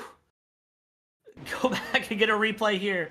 I mean, goodness gracious me, look at this. All the way. I mean, there's drifting, and then there's just absolutely sending it. Look at that. The car basically at a 60-degree angle and then cuts it back around through and then just understeers it out. Just no understeer at all. And also peep the JPB logo there on the side. That's a nice little touch on that number 89. However, the touch into the hay bales there, not tires, hay bales, is not good, and that's going to put some damage on the aero. That's going to make things not feel very great for his car. He is losing pace pretty considerably there. You can see the right front. Good crinkles in that car there, and he's losing pace there to Ross Smith as we go, trying to hold on to it, trying to keep it saved here. Another replay coming up at the moment, and this is the onboard. Look at the wheel deflection. Turning it through, cutting it, and then brings it right, and then all the way left, but it's just not hooking up. I feel like had he kept his foot in it for that second part and just trusted the drift, he might have been able to maintain the corner. But trying to drift one of these GTOs around not one corner, but two corners back to back is obviously a challenge. And in these rainy conditions, anything has become possible.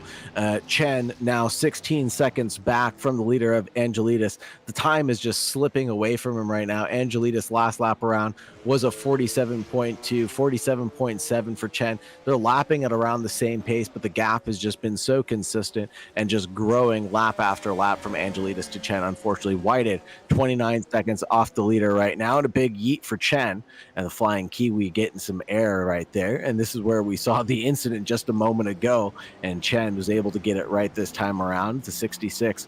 Keep on going. That's for certain. And hopefully just praying for something to happen to the leader, or praying for some time to come his way. But we've got to remember too, lap traffic giveth, lap traffic will take it away. And unfortunately, we saw that earlier with the 00 and the number 89. And we'll hopefully see some more lap traffic action come out soon. Here's Mika Locke in the Alfa Romeo TZ, and he's trying to get it all right, holding on to first place in the Div 1, Div 2 AM leaders by at least 20 seconds. And we're going to have to do some more work for Gray to catch back up to this pack right now. And we've got another car out in front, but that's going to be lap traffic if I'm not mistaken. Believe it might be here as we go. Michael Locke coming around, set his fastest lap of the race last lap. So the track, I feel like it is drying out, but again, it's hard to tell because of the spray, because of the sliding and everything through. Tony McCoffin, we check in with him, 15-second lead on Ilko Busink, and tail whipping left, right, center all the way around. Nicholas Kirsten, fastest lap was a 4:35.4. His last lap, 4:39.8. And of course, I'm looking all the way up at the Div 3 overall leader, but hey, you got to consider that is some significant time delta difference. When we go through and around. Tony McCoffin here very comfortably running this car, this Porsche 904 GTS for Joy Motorsports, around, and is looking like he's having a great time there up in the lead where he's been for quite a while, pretty considerable time as it stands as he runs through. He's very much helping his team secure this driver's championship, or this constructor's championship in this Div 1-2, because as it stands, they are set to win that Constructors' Championship if he finishes up in the lead and things finish how they stand. And that is a big moment there for him if they can secure it by just a little bit.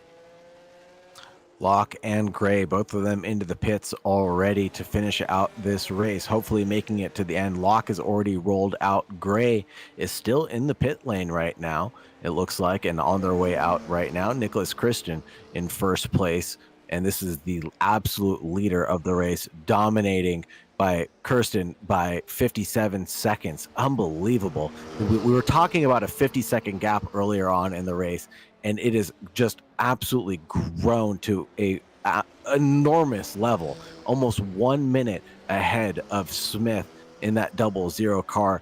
Dahlgren in P2. We saw how much time can be gained and lost by one single incident. We're going to catch a replay right now of missing his braking point and just going straight to number 37, getting it all wrong. And thank goodness there was not a wall there, but a ton of runoff able to secure that position still. Just going a little bit deep and wide, cooking it if I've ever seen it. And here's Kirsten and the Scuderia BWAT team, the Ferrari 250 GTO 115, doing a great job, I must say. And now the gap is that 1 minute mark. What do you have to say about this, Brad? Ridiculous is what I have to say about that. With 25 minutes to go and the gap being 60 seconds, again, that's a fifth of a lap around this track, just over a fifth of a lap. I'm not doing the exact math. I'm saying 5 minute laps and you're a minute ahead. I understand they're less than 5 minutes. Everybody in YouTube chat, if you want to do the math and post the correct percentage. And whoa, the wiggle still coming through, even for our leader, even with such a pace advantage of several seconds. I mean, Magnus Dahlgren is our next Ferrari 250, and he's running 4:45s, and last lap was a 4:39 for Nicholas Kirsten. So clearly practicing this track, putting in the time, knows the track, knows the car, and is just putting a bow on what's been a very, very strong season, with the exception of the first few rounds.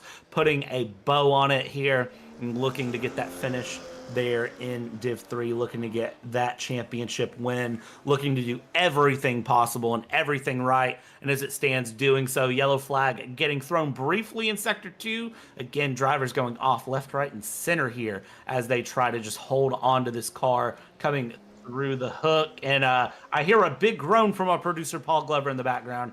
I have a feeling that whatever just happened was ugly. Let's get a replay of it, though, and somebody else can tell me how ugly it was. This is the number 93. This is Bradley Sellers. That's a slide, and that is a hedge that acts like a full-blown wall and just stops him in his tracks. As the world's strongest hedge, if I've ever seen one. If the trees are impenetrable, that hedge is the exact opposite. Just put a stop to Sellers' car there. And that number 93, 155 seconds off the pace of the leader. And this is just not working out well for him right now. He's had a few incidences early on in the race and now trying to get it collected. Sellers and the number 93, but Kirsten just doing a phenomenal job, I must say. I am speechless right now. Is that a 75-second gap? How did he gain 15, 16, 17 seconds now over the car behind over one lap? It's absolutely amazing. Oh, look at the time. The last lap around, 4:37 for Kirsten, and Smith with a 41. So the time may be lying to us just a little bit, but the time gained right now is about 4 seconds per lap.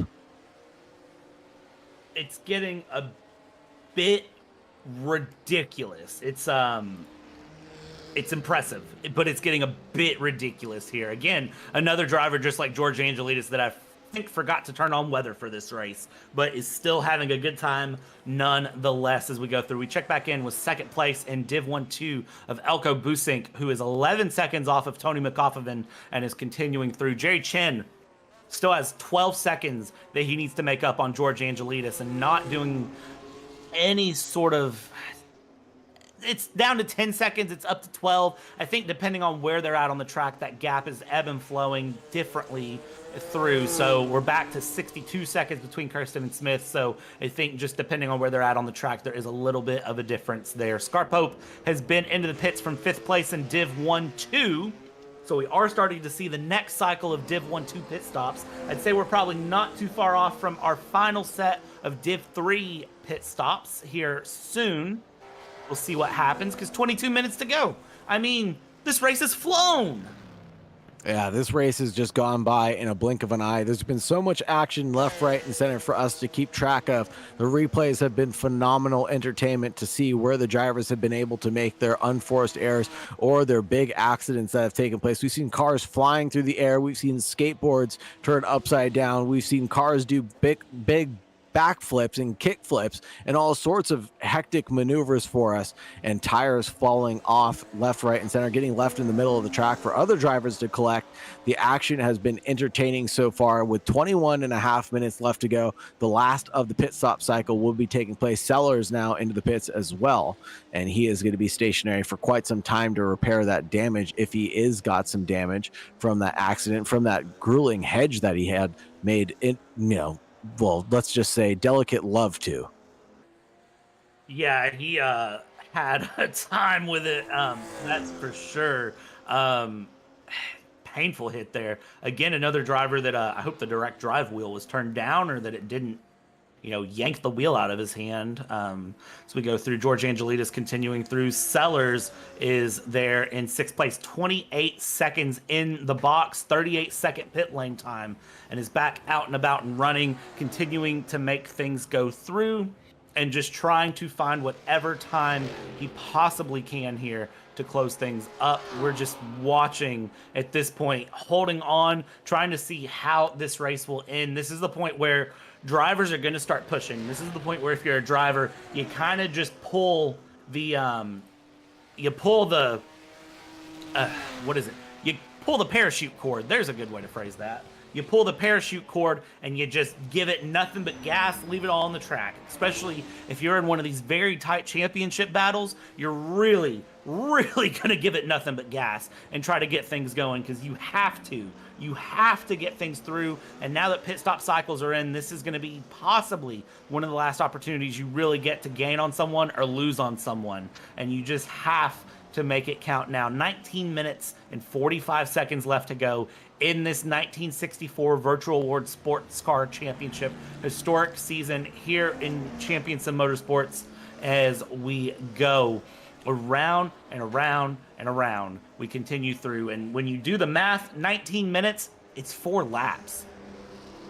Wow, when you put it like that, there is Sellers off in front of Angelides, and he had just served his pit stop, missed his braking point into the shell hay bales, it looks like, but he's back on track driving forward this time around. And here's Angelides' onboard in the bottom right hand corner of your screen as he's getting a little squirrely, pressing that throttle pedal down, getting a little bit of oversteer and facing a little bit of understeer on the entrance of these corners. A bit interesting to see that. It's fun to have a car that's understeering and oversteering all at the same time as you try to drive this one forward and claim your championship. That'll be George Angelides claiming his and drinking the champagne if things finish off where they stand right now. And talking about the direct drive wheels that you mentioned earlier, we got to mention the other end of the spectrum. The drivers that have got a, G920 or something clamped to their desk. Have you ever had your wheelbase fall off of your desk because you've had an accident that happened so hard and all of a sudden you're just holding the entire thing and your wheelbase is spinning and collecting all of your power cords? Because I sure have. And it's never a good incident to be a part of. And it is something that you never want to happen. And hopefully the drivers on that other end of the spectrum that aren't driving with a 920 rig, with their rigs bolted down to something, are basically holding on to something fierce and clamp their wheels down very hard as Angelides is just commanding this race right now. Taking a look at the last lap times around. Whoa, holy Toledo. Jerry Chen is pulling out 2 seconds a lap on Angelides. We're seeing some personal best pop out right now. Talk about pulling the ripcord 46.4 being the best lap out of Angelides right now, last lap around. 44.4 for Jerry Chen, best lap time for him as well, pulling the ripcord and just sending it as much as possible. We've gone 18 laps into this race for all of the leaders so far, and we've got 4 more laps left to go basically, so we'll see them conclude around the 22 lap mark, and that'll be depending on where the leader crosses the line and if we'll get that extra bonus lap or not. This will be very interesting getting down to the wire, and if the drivers can maintain their consistency. I'm going to talk about it all race long as Angelides just sends it into the kink here. Just absolute faith in the vehicle that he's driving, this Ferrari 250 GTO, and he's just got this thing mesmerized, and it's just mesmerizing how he can drive this thing forward and just trust his vehicle so much, because I sure couldn't drive this 1960s car with that much faith and consistency. Like you talked about earlier, the number of laps they must have done in practice must have been phenomenal. And I wonder if they were able to practice during the rainy conditions to make sure that they were prepared for this. And there's another big send for that number 27, getting it right though, as he gets through that hairpin bend, just doing mesmerizing things for the number 27. And we're going to get a quick replay here in a moment to catch some more action. This is going to be Mr. Herlock in the number 87 with a big old drifto, pulling off his Ken block and collecting that hay bale, that hedge that is stronger than Hercules himself. The 87 finds himself making that sweet love to that barrier and that wall there, and that 87 trying to find the right way around the circuit and not doing it right this time around. Yeah, for Dan Herlock, that was painful, but ouch. That's all I got. That hedge has a personal vendetta against cars at this point. As we go through 15 and a half minutes left to go in this race, and George Angelides, Jerry Chen just swapping personal best back and forth as they go. And it is just a case of who wants it more. For Jerry Chen, this is the championship decider. You've got to dump it all out of the car at this point. You can't leave anything behind. It's beat George Angelides or it's lose the championship. Second place is not good enough. 10 seconds the gap between them as they go. Again, that is going to ebb and flow back and forth as the laps continue. It is McCoffin and Busink also battling through. 8 seconds there, separating through. 4:56 was the last lap for Tony McCoffin, and Busink had a 4:51 the last lap. So clearly something went wrong for McCoffin as he went through his lap. Mind that hedge on the right-hand side, George. Mind that hedge. Jason Whited in the pits in Div 3 AM, Div 3 AMs, and Div 3 Pros, all starting to do the process of the final pit stops here. Nicholas Kirsten into the pits for the final time in that 250 GTO Ferrari. Gap, 72 seconds. And that last lap round was going to be a 38 for Kirsten, and Smith doing 48, 10 seconds faster than the guy in P2. Unbelievable pace out of Kirsten right now, just driving out of his skin. And here's Busnek chasing down. Who is that in P1? This will be McCoffin in the lead. 9 seconds to drift right now in that 339 in the Div 1-2 category. And just, again, the amount of faith that these guys have in their vehicles beneath them. No traction control, no ABS, none of that fancy stuff. They're all driving on feel and mechanical grip alone. Setups have got to be dialed in for the wet conditions to be able to drive at this level, and not only at this level, but at this consistency as well. You're going to be facing corners that you've never faced before because you've never had to be offline in the dry conditions like that. In these wet conditions, you're often not facing the same corner in the exact same way, lap after lap. So making up the time every corner, just like that, getting a little squirrely coming over the first crest and through the second crest, again, getting squirrely and into the air. Number 47, driving like he stole it.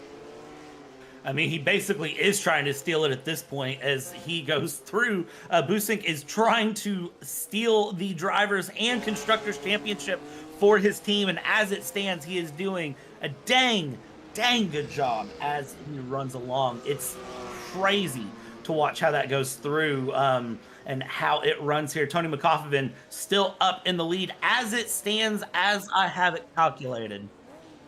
as I have it calculated here, Joy Motorsports will beat Mike Bell Motorsports and Fatigo Monsters for the Div 1-2 championship if they finish how they stand now. It is doggone close, and Bradley Sellers up ahead there having a moment, not able to keep that car underneath. I mean, what is happening? The car is crab steering like a front loader in Farm Sim. That is, I mean, something else to see that car that sideways down a straightaway. He has done something to that car as we go through. I believe he collected another barrier as he was trying to get out of the way of some of the other drivers. And now Tony McCoffin has some clean air out in front of him. Nope, not clear air anymore as that car came across through the trees and out of the forest he goes. The 339 finds the gap to be able to go through on that car that was just sitting there. Is that Whited now? That is Jason Whited. And here's the thing, though. Jason Whited is a Div 3 and has a lot more power. So even though McCoffin got past him there, Jason Whited has the power to just send it right by him. Wow, and that crab walking car of Sellers still in the background, looking like one of those new Hummers just going off sideways right now. Trying to keep it on the circuit, but hopefully goes into the pit lane sooner rather than later to repair whatever is going on with that vehicle. The number 34 of Whited now in front of the 339 again of Tony McCoffin. And we talked about this before. We'll talk about it again. Lap traffic given, lap traffic taken away. And that 39 is being a brick wall as we look at a quick replay of what happened to Sellers' vehicle, I think. No, this is going to be Whited in front, and he's drifting his way through and off into the forest, avoiding the colossal hedges and making his way through the forest and on his way to another big drift. And this is how he made his way in front of that 339 vehicle of McCoffin. Yeah, big old drift through there, you know, just exercising the rallycross side of these cars, just running a little bit of off-road time, being nice and comfortable and smooth through, still battling it out with Tony McCoffin here as we go. Jerry Chen now in the pits there from second place in the Div 3 AMs. The final pit stop through. George Angelides still needs to pit in the Div 3 AMs. So we'll see how that gap goes. 19 seconds in the pits for 19 seconds in the box for Jerry Chen, 26 seconds in the pits itself here. Tony McCoffin still battling with Jason Whited. Jason Whited 110 seconds back from Angelides, and that car is just not handling well for Jason. Jason just struggling to make it through corners. You know what's interesting? Like you said earlier about the power that Whited has, he's still backing up that 339 over and over and over again. The gap between Busnick has come down to just under 6 seconds, 5.4 right now. I'm sure if we could see it, we'll see this battle just right in front of Busnick, and he's watching this go down and saying, yes, yes, yes, give me that time back, please, because it was 9 seconds at the beginning of the last lap, and now it's tumbling down, and I don't think any cars are going to do McCoffin any favors by getting out of his way. They're going to just plant themselves right where they are and drive forward.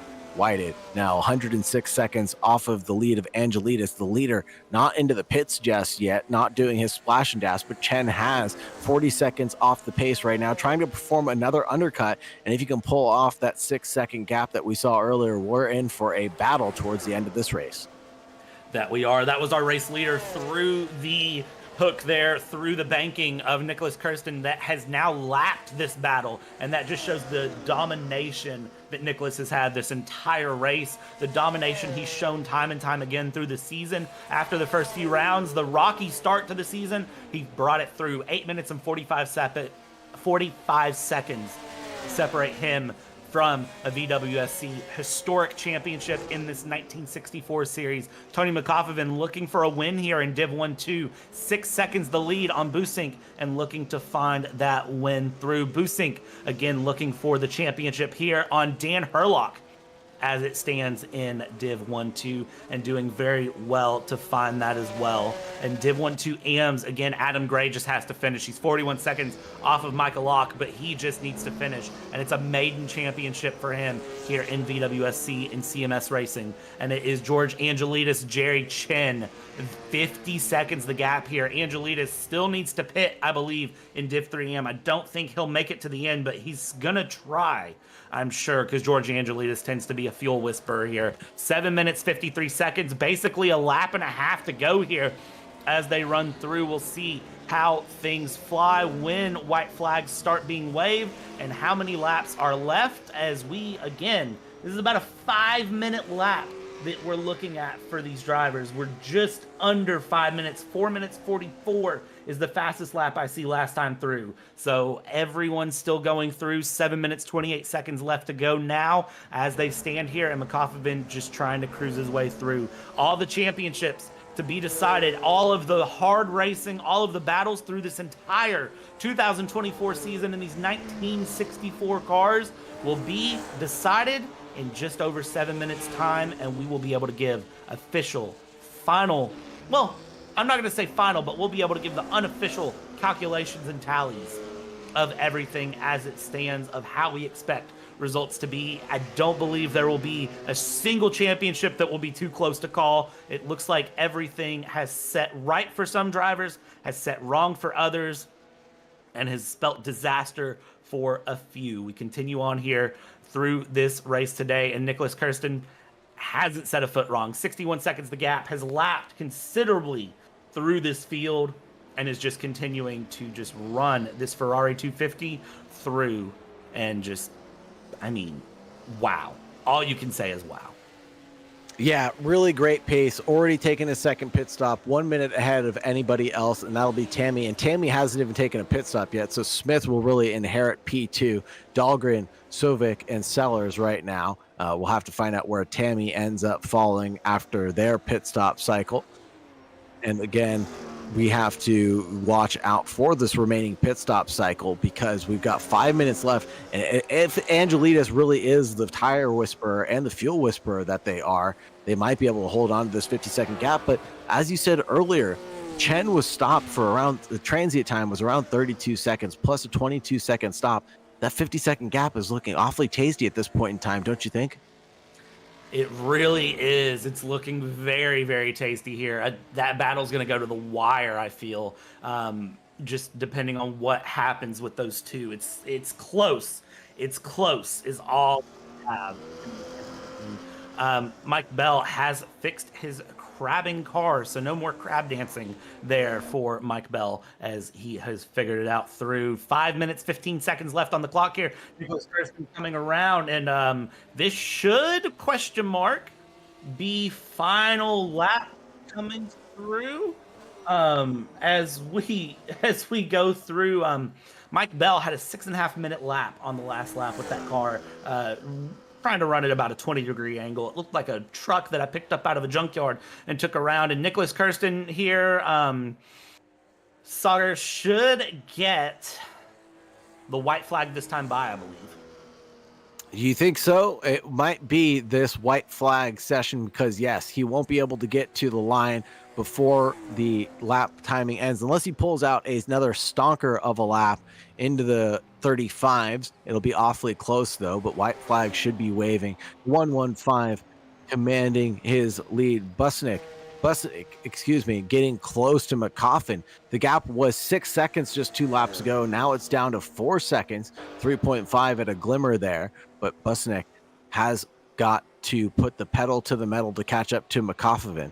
And he is just driving that 339 away. And here we are looking at McCoffin, Joy Motorsports Porsche 904, one of the cars that I wanted to keep an eye on. And here is Bussing in the Joy Motorsports 904 GTS.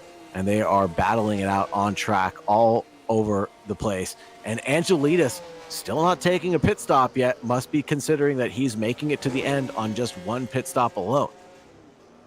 So that'll be George Angelitas, Timon Suvic, and JT Tammy that will say one pit stop was enough for this race and that they calculated things out in a way to make one pit stop work where everyone else has done at least 2.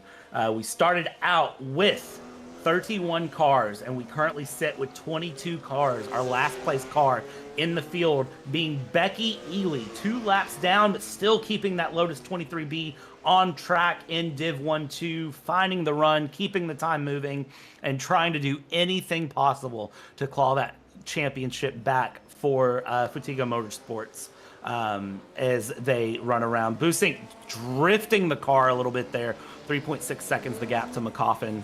This is going to be a very close one. 3 seconds the gap, opening up to 3.5. It's going to ebb, it's going to flow, but we're now to 3 seconds, and that helps nothing. Oh, man, and now he's pushing so hard that he is losing time, clattering with the hay bales. That's Busink in the Joy Motorsports Porsche 904, trying to do his best to maintain that consistency and pace to catch up to McCoffin, but can't do it by collecting barriers. Nicholas Kirsten chasing down nobody right now as he is in the lead of this race, commanding by at least a minute right now, 56.5 seconds.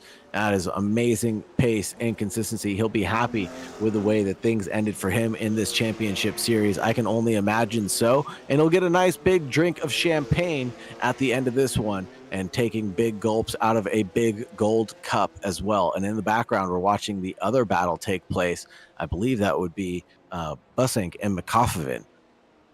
Yeah, that battle's not over until the checkered flag flies, which should be at the end of this lap. This will be where it all goes through, and desperation starting to sink in. The urge to get that position sinking in. You know that you're that close, but you're that far away. For Scar Pope and Oliver Day here, this is going to be a very close battle for them for P3, the podium position here in Div 1-2. They're going to be battling very, very close. For Herlock, it means a great deal. For Pope, it's all about the pride here. Herlock, of course, trying to still battle it out for championships and still trying to do something by the numbers. Busink has it. But of course, for Herlock, there's still the team championship to look at there for Mike Bell Motorsports, is they want more than just a driver's championship. They want team championships. They want to keep things moving there in Mike Bell Motorsports here in the historic series. We'll see how that shapes up. We have yellows going through. Timon Subic has now dropped behind Bradley Sellers in 5th place there. We continue along. The timer is ticking down, and well, it is all she wrote here today. We're waiting on Kirsten to cross the line. He's about 3/4 of the way through the lap. He's on the return of the run, and George Angelides has been disqualified.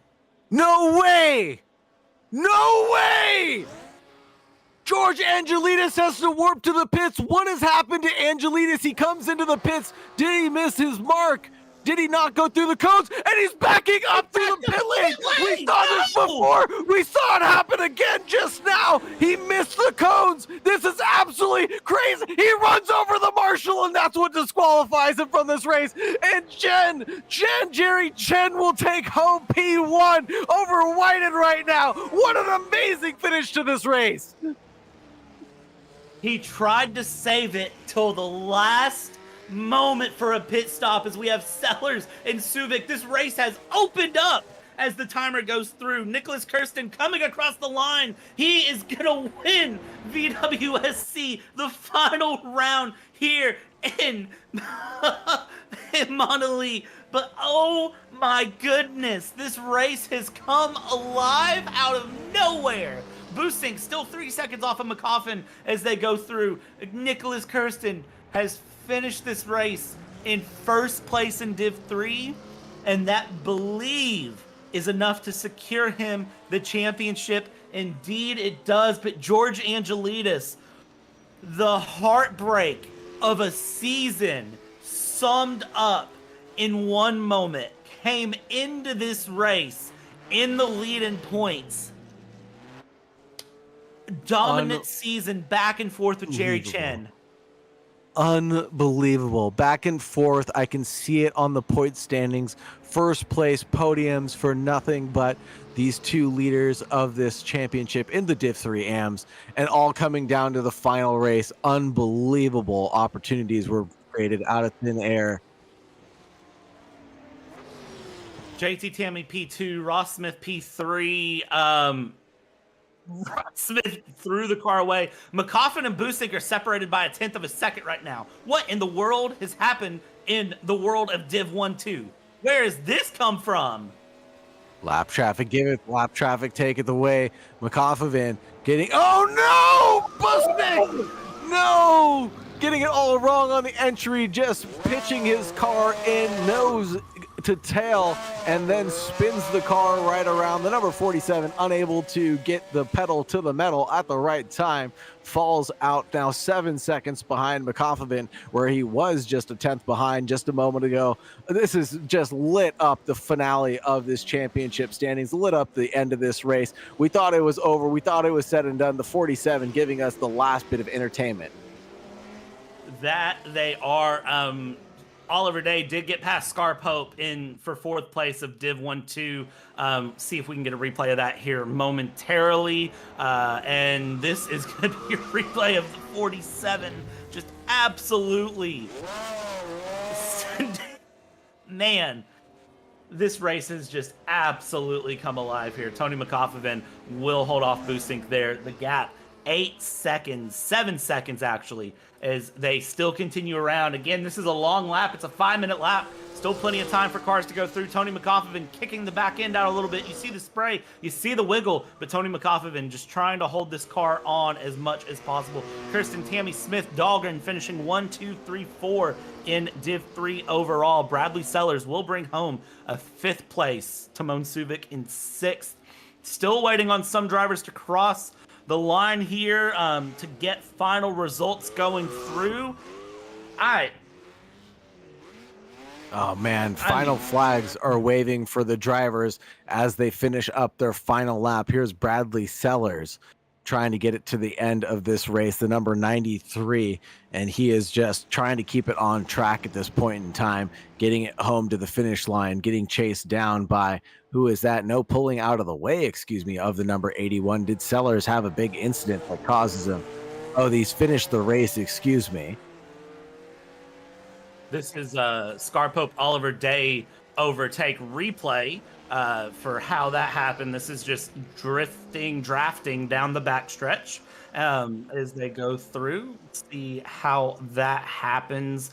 They continue along, nice, hard, aggressive racing through, and there it is, the move to the inside for the left-hander, and is gonna set that up and just has enough of a draft there to get that pass done, go through first on the brakes there, and you can see the Alpine on the brakes, but just not able to keep up. And actually slides a little wide. Slides a little wide, touches a little grass, as the kids say, and I assume everybody's going to want to go outside and get some fresh air after this one. An amazing race, an amazing championship. Way to finish out the race, everybody. All 22 of the drivers that have made it to the end. 21 drivers, Becky Ellie being the 21st driver, after having a nasty incident, was able to come back and finish just 1 lap down from the leaders. Amazing job to finish things out, but my bets were held on Jerry Chen to finish things out, and boy oh boy did he get things right, making that second pit stop that he needed to do over his opponent. Just amazing way to end the day, or amazing way to start the day, excuse me, and get on with the rest of it with more racing action. I have even more heartbreak in Div 3 AM. We're going to start with Div 3 AM because this might be the heartbreak of the season here. Results as they stand: it is Jerry Chin, Jason Whited, Antonius Paparanopoulos, Peter Meyer, John Mayer, George Angelides, DQ. Now, for a second, hold this up, because here's what this means. Jerry Chin secures the Drivers' Championship by 14.2 points over George Angelides. Furthermore, the Team Championship, with Jerry Chin winning and George DNFing, swings to Flying Kiwi Racing by 3.5 points over Scuderia Cavalli. And that is with both George and Jerry purposely missing Bridgehampton last week because they wanted this to go to the wire. And it went to the wire. So Jerry Chin has now taken both the modern and historic championships over George Angelides this season. Let's go to Div 3 Pros if they're ready here, Mr. Glover. Nicholas Kirsten in P1 wraps up a beautiful season. It started rocky, but he pulled out his 5th win of the year here, and Nicholas Kirsten has won the Drivers' Championship by 12.55 points. JT Tammy in 2nd place, Ross Smith in 3rd, Magnus Dahlgren in 4th place, 5th place Bradley Sellers, 6th place Timon Subic, 7th place Mike Bell, 8th place Vuda de Bruin, 9th place Alexander Scholes. That again secures Nicholas Kirsten the win in the driver standings. Let's go to Div 1-2 AM now, as this one, it is going to be Michael Locke, Adam Gray, Philippe Ducardi, Eric Monet, and Stacy Scotts. And with Adam Gray in second, Eric Monet DNFing, it cemented by 21 points Adam Gray's championship. So Div 1-2 AM has been decided. Let's go to Div 1-2, because this one was the big one to figure out here. And we'll give it a second here. Tony McCoffin in first place. Aliko Busink in second place. Third place, Dan Herlock. Fourth place, Oliver Day. Fifth place, Scar Pope. Sixth place, Jill Zalond. Seventh place, Oliver Zuman Newman. From there, it's P8 of Neil Wood. It's P9 of Luca Tavanari. It's P10 of Becky Ely. And from there, we go to our DNFs from there. And it was Ben Borman. Now, Robert Strachan from Mike Bell Motorsports did not start this race. However, Busink by 9.5 points, 9.55 points, secures the Div 1-2 Drivers' Championship. But remember, the team championship was between 3 teams. Frutigo Monsters came in with the lead. They have lost it, and in fact, they lost second place. They finish in third. Mike Bell Motorsports stays in second place. Enjoy Motorsports Porsche 904. Oliver Newman, Tony McCoffin, and Elko Busink take the win with 112 points, and they secure the team championship.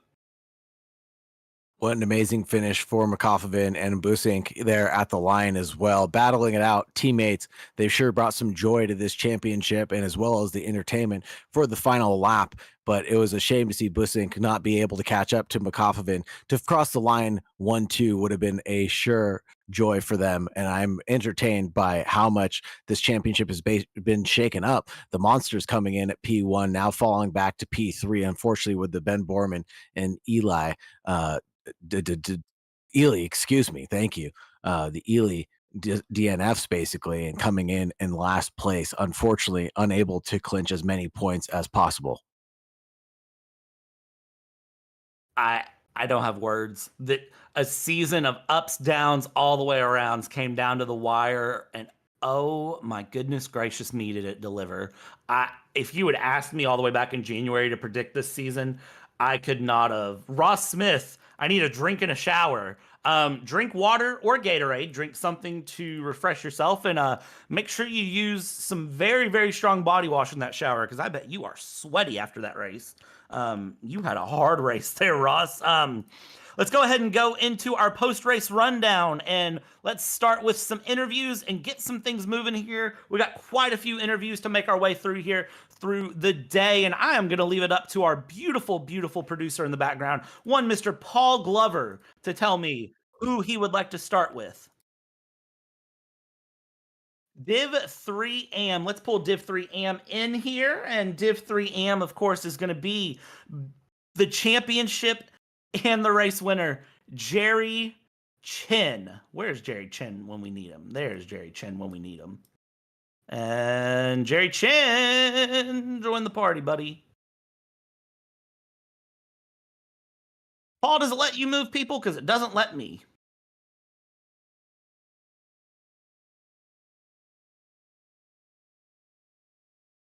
Do.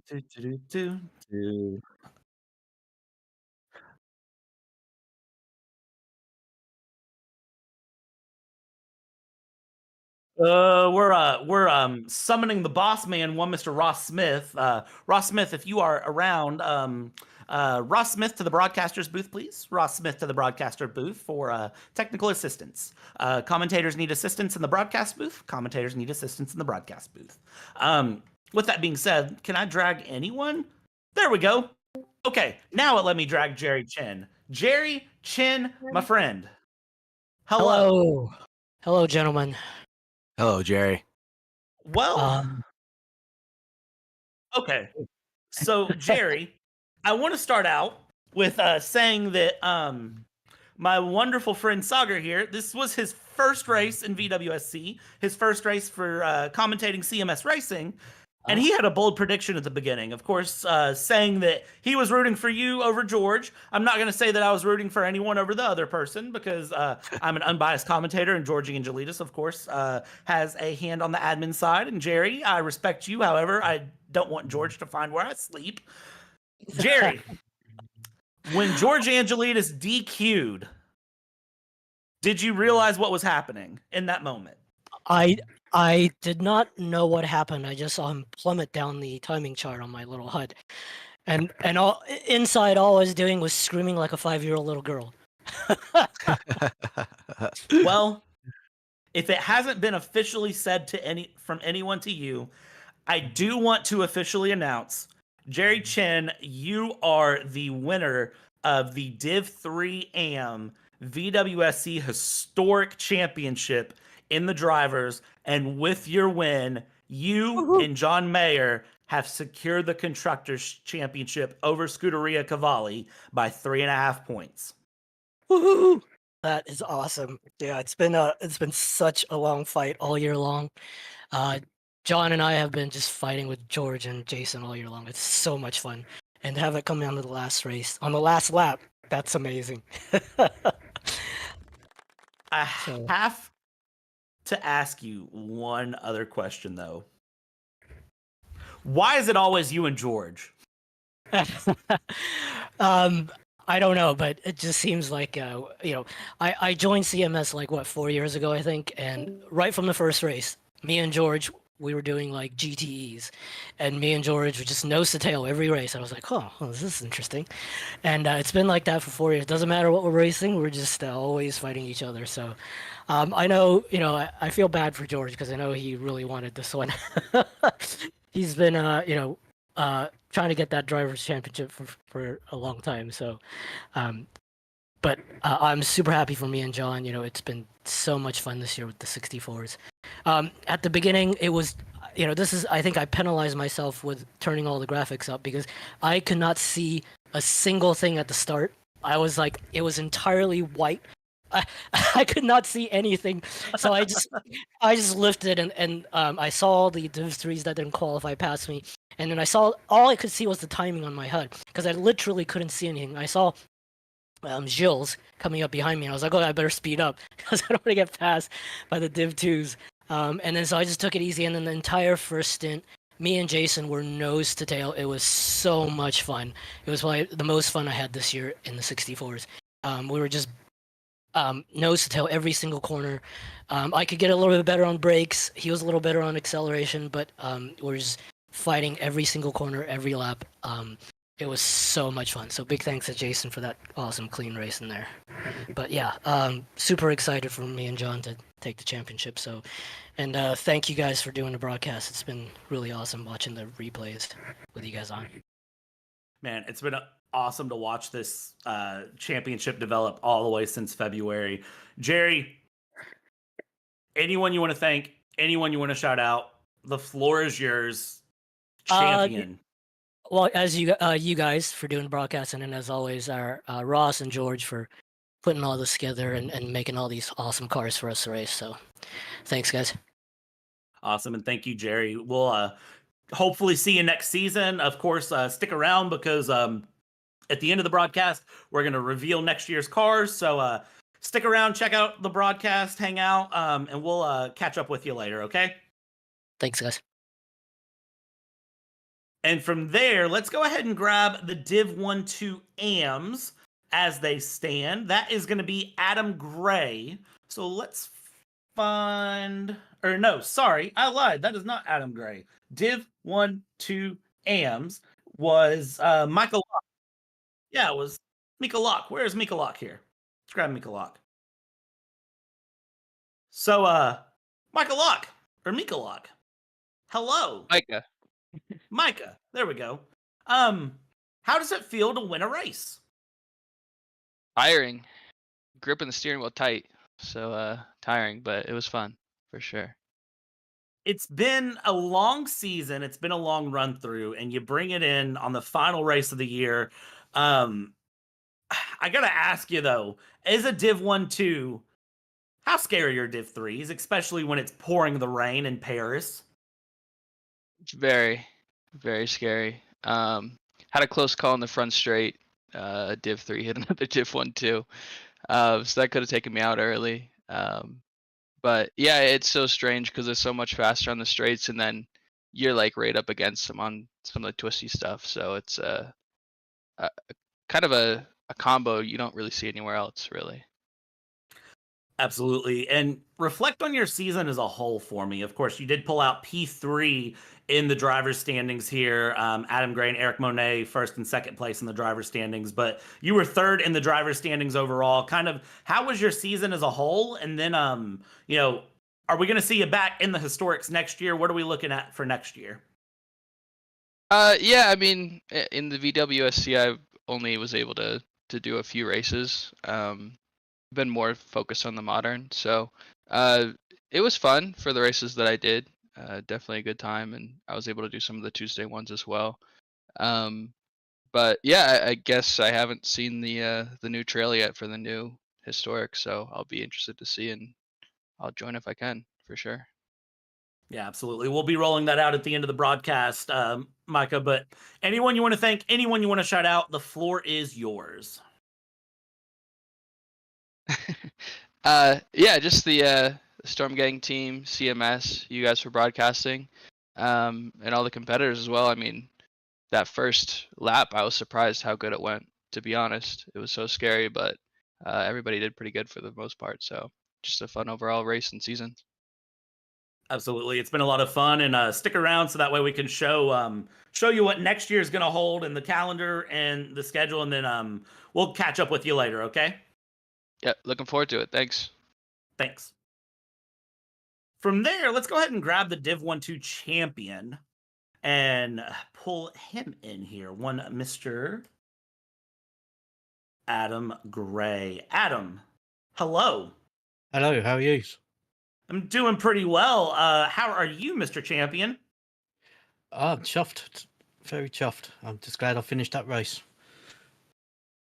It seemed like a very challenging one, I'm not going to lie, but it seemed like you had good pace, like you were nice and comfortable, Adam. So when you were running through there, of course, you finished second in class today. Was it just what was your goal coming into the race? To basically finish the race, because I knew it was going to be a wet one, and I personally found the track quite slippery. So it was literally just finish the race as high as possible and score those points and hopefully take the championship lead win. And Adam, of course, this is going to be your upteenth podium of the season. You've been on the podium dozens upon dozens of times throughout this season. Does it ever get old? No, because each race is different, and it's been my first season in history as well. Each one was an achievement. Awesome. And Adam, of course, clinching the championship here. Anyone you want to thank, anyone you want to shout out, the floor is yours. I just want to say a massive thank you for George, Ross, John, Matt, Don, for the fantastic season we've had, and you guys for doing the live broadcast. It's been really good. Awesome, and thank you. We'll catch up with you later. Stick around. Tune into the end of the broadcast to see next year's cars, and we'll catch you later, okay? Yep, Roger. I already know what they are. Don't tell anyone. No, I'm not. Give it about 20 minutes and then tell somebody. Yeah, once they've seen the broadcast. Awesome. Thanks, Adam. Cheers, thanks.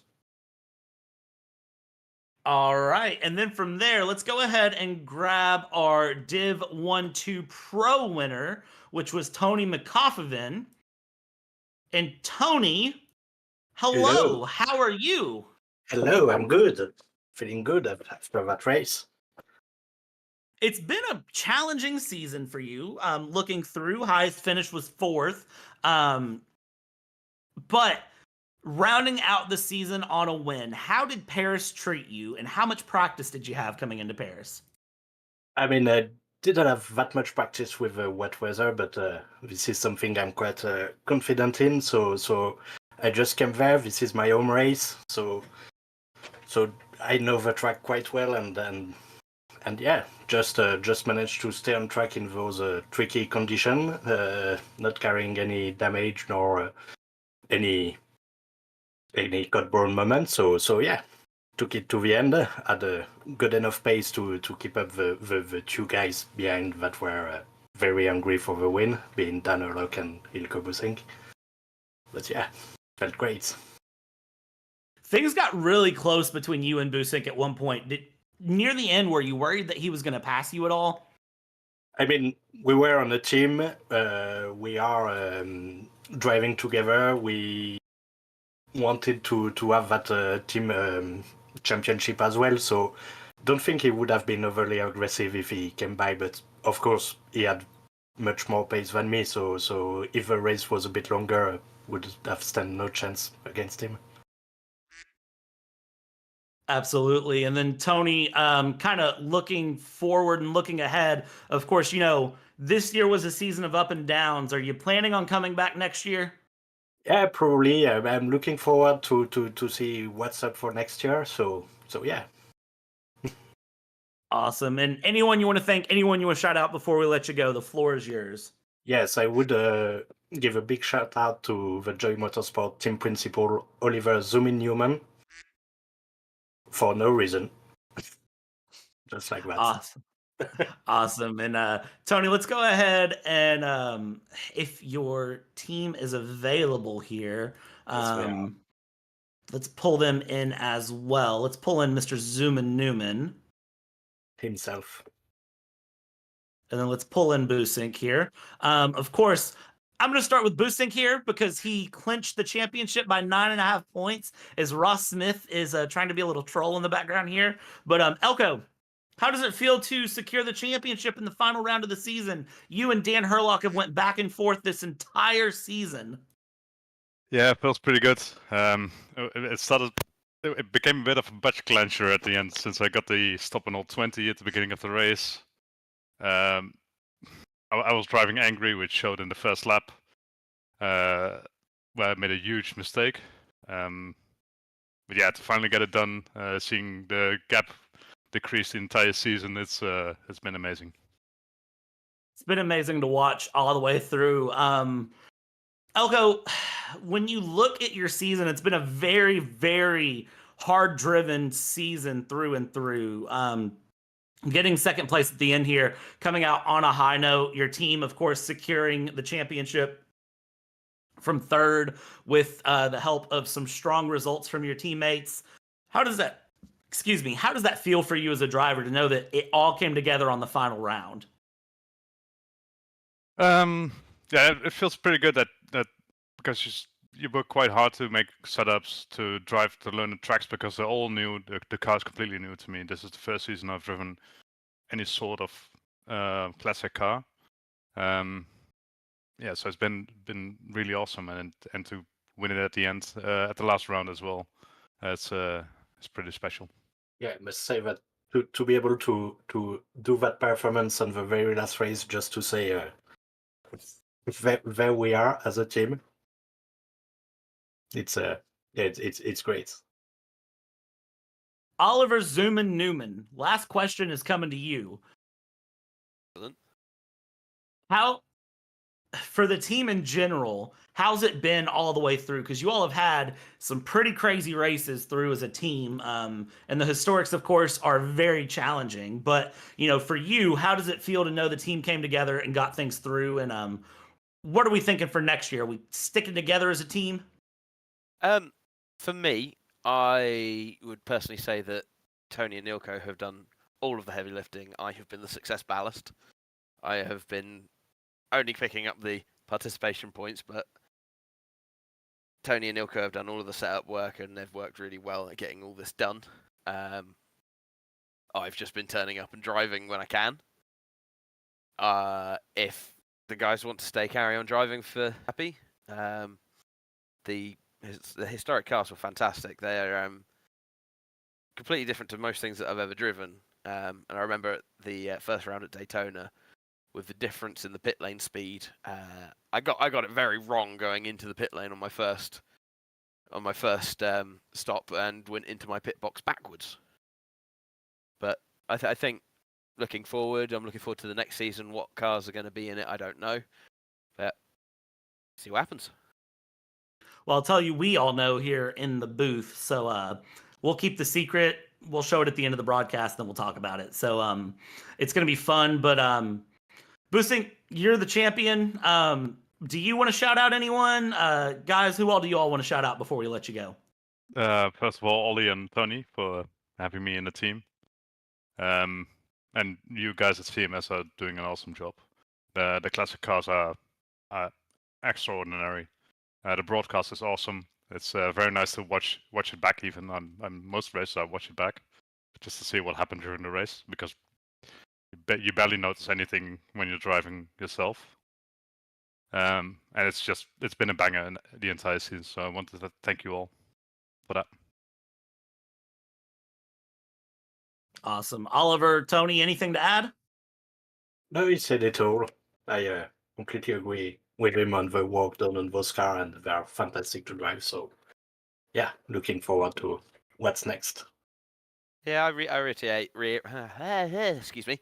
I reiterate, Tony and Ilko, fantastic work from you guys. But I'm going to be soppy here, and the one person I do need to thank, as well as Tony and Ilko, is my wife, for constantly putting up with myself and the team, who occasionally message her and get her involved in some of the banter and the ruthless mocking of me. We're not doing that. Well, that's Mike mostly, but yeah. But no, it's team effort. Yep. Awesome. Well, guys, congratulations on the team. Congratulations on the win, and congratulations on the Drivers' Championship. We're going to let you all go rest, relax, get ready for this big reveal here in just a few minutes. Cheers. Bye-bye. Bye. All right. And we are going to pull down one Div 3. Big name, big deal. Secures it on the final round against Dahlgren and Sellers. Makes it his 5th win of the season, his 9th podium of the season. Hasn't finished lower than 8th place, other than, well, Daytona round 1, which we don't talk about. Nicholas Kirsten, you are the winner of this race by an astounding minute, and you are the overall winner in the Div 3 championship. How's it feel?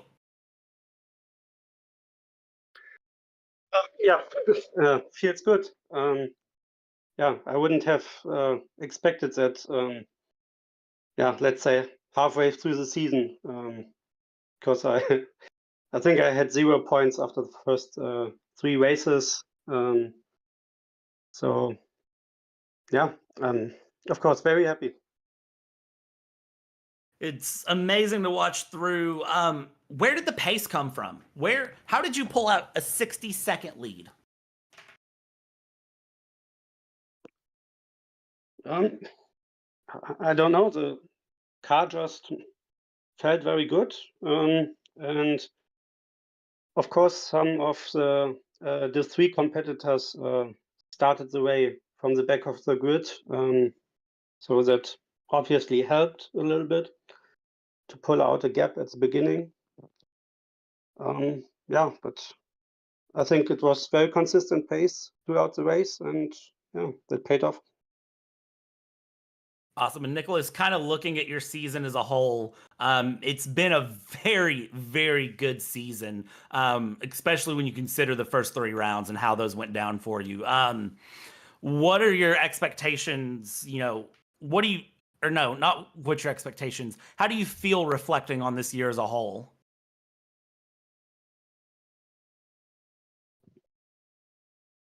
As I said, I'm very happy with the race wins and championship win, and it was great fun all year to race with the other guys. Really, really fun. Awesome. And Nicholas, anyone you want to thank, anyone you want to shout out before we let you go?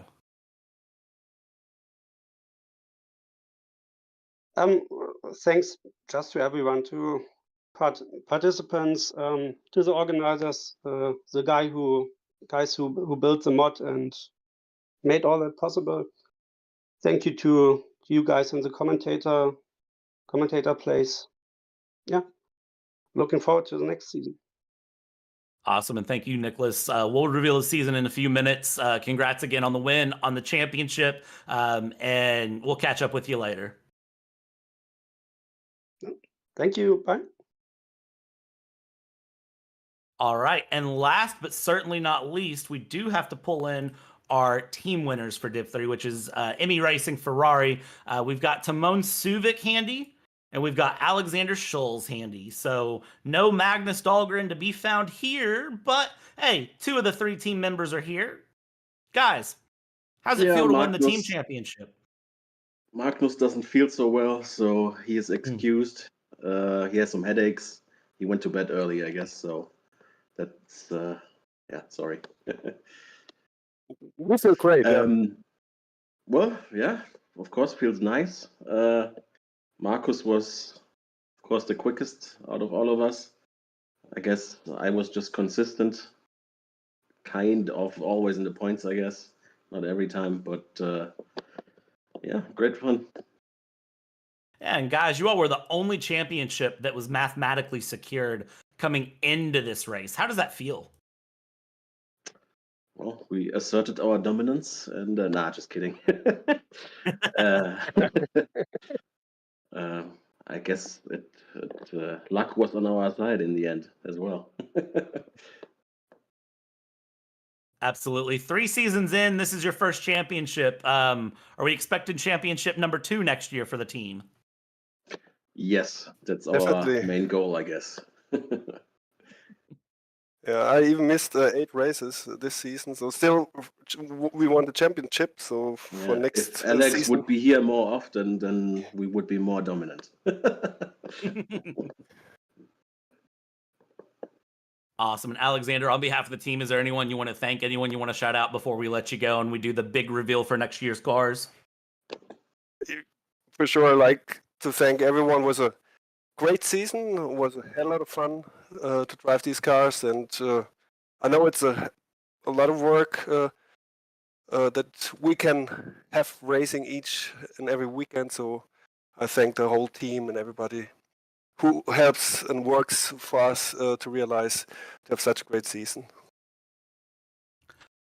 Awesome. And a big shout out to you guys. Thank you all. We'll catch up with you later. Hopefully we see you on the track again next year, but we're going to let you go and we're going to do a couple of housekeeping things before we call this one a final broadcast. Thanks a lot. Alrighty. See you next season. See you next season. Yeah. Bye-bye. Bye-bye. Thank you all. All right. And with that being said, it leaves 2 things left to do. One is to thank everyone that's followed this entire season and everyone that's watching. Make sure you like, subscribe, ring the bells to both the CMS Racing and the JP Broadcasting YouTube channel. It makes what we do here possible, and it supports what we do here. And I think the second thing that's left to do is a big reveal. That's right, Bradley. We're very excited to present this this wonderful trailer for next year. There's been a ton of work going into the cars. They're still working on them, in fact. And I mean, just the incredible amount of effort that's been going into it. I know that Jerry, George, John, they've put it, so much into it every single day, in and out. All of the testers, you'll see their names listed on the video when it goes through. I mean, just everyone has just really pulled it together. I can't thank them enough, for everything that they've done. Ben Vasilis, Scar, Pope. I mean, they've thrown a bunch together. Becky, John Meyer, Adam Gray. I mean, they've all just done a tremendous job in pulling this one together, and the modern one, which we should have that reveal coming. I want to say probably by next weekend, if all things go as they should. And then we'll be able to have some test races going through the end of the month and through the month of January. Amazing. Well, Paul Glover, you've got the hand on the magic button. Let's reveal the VWSC Historics for next year.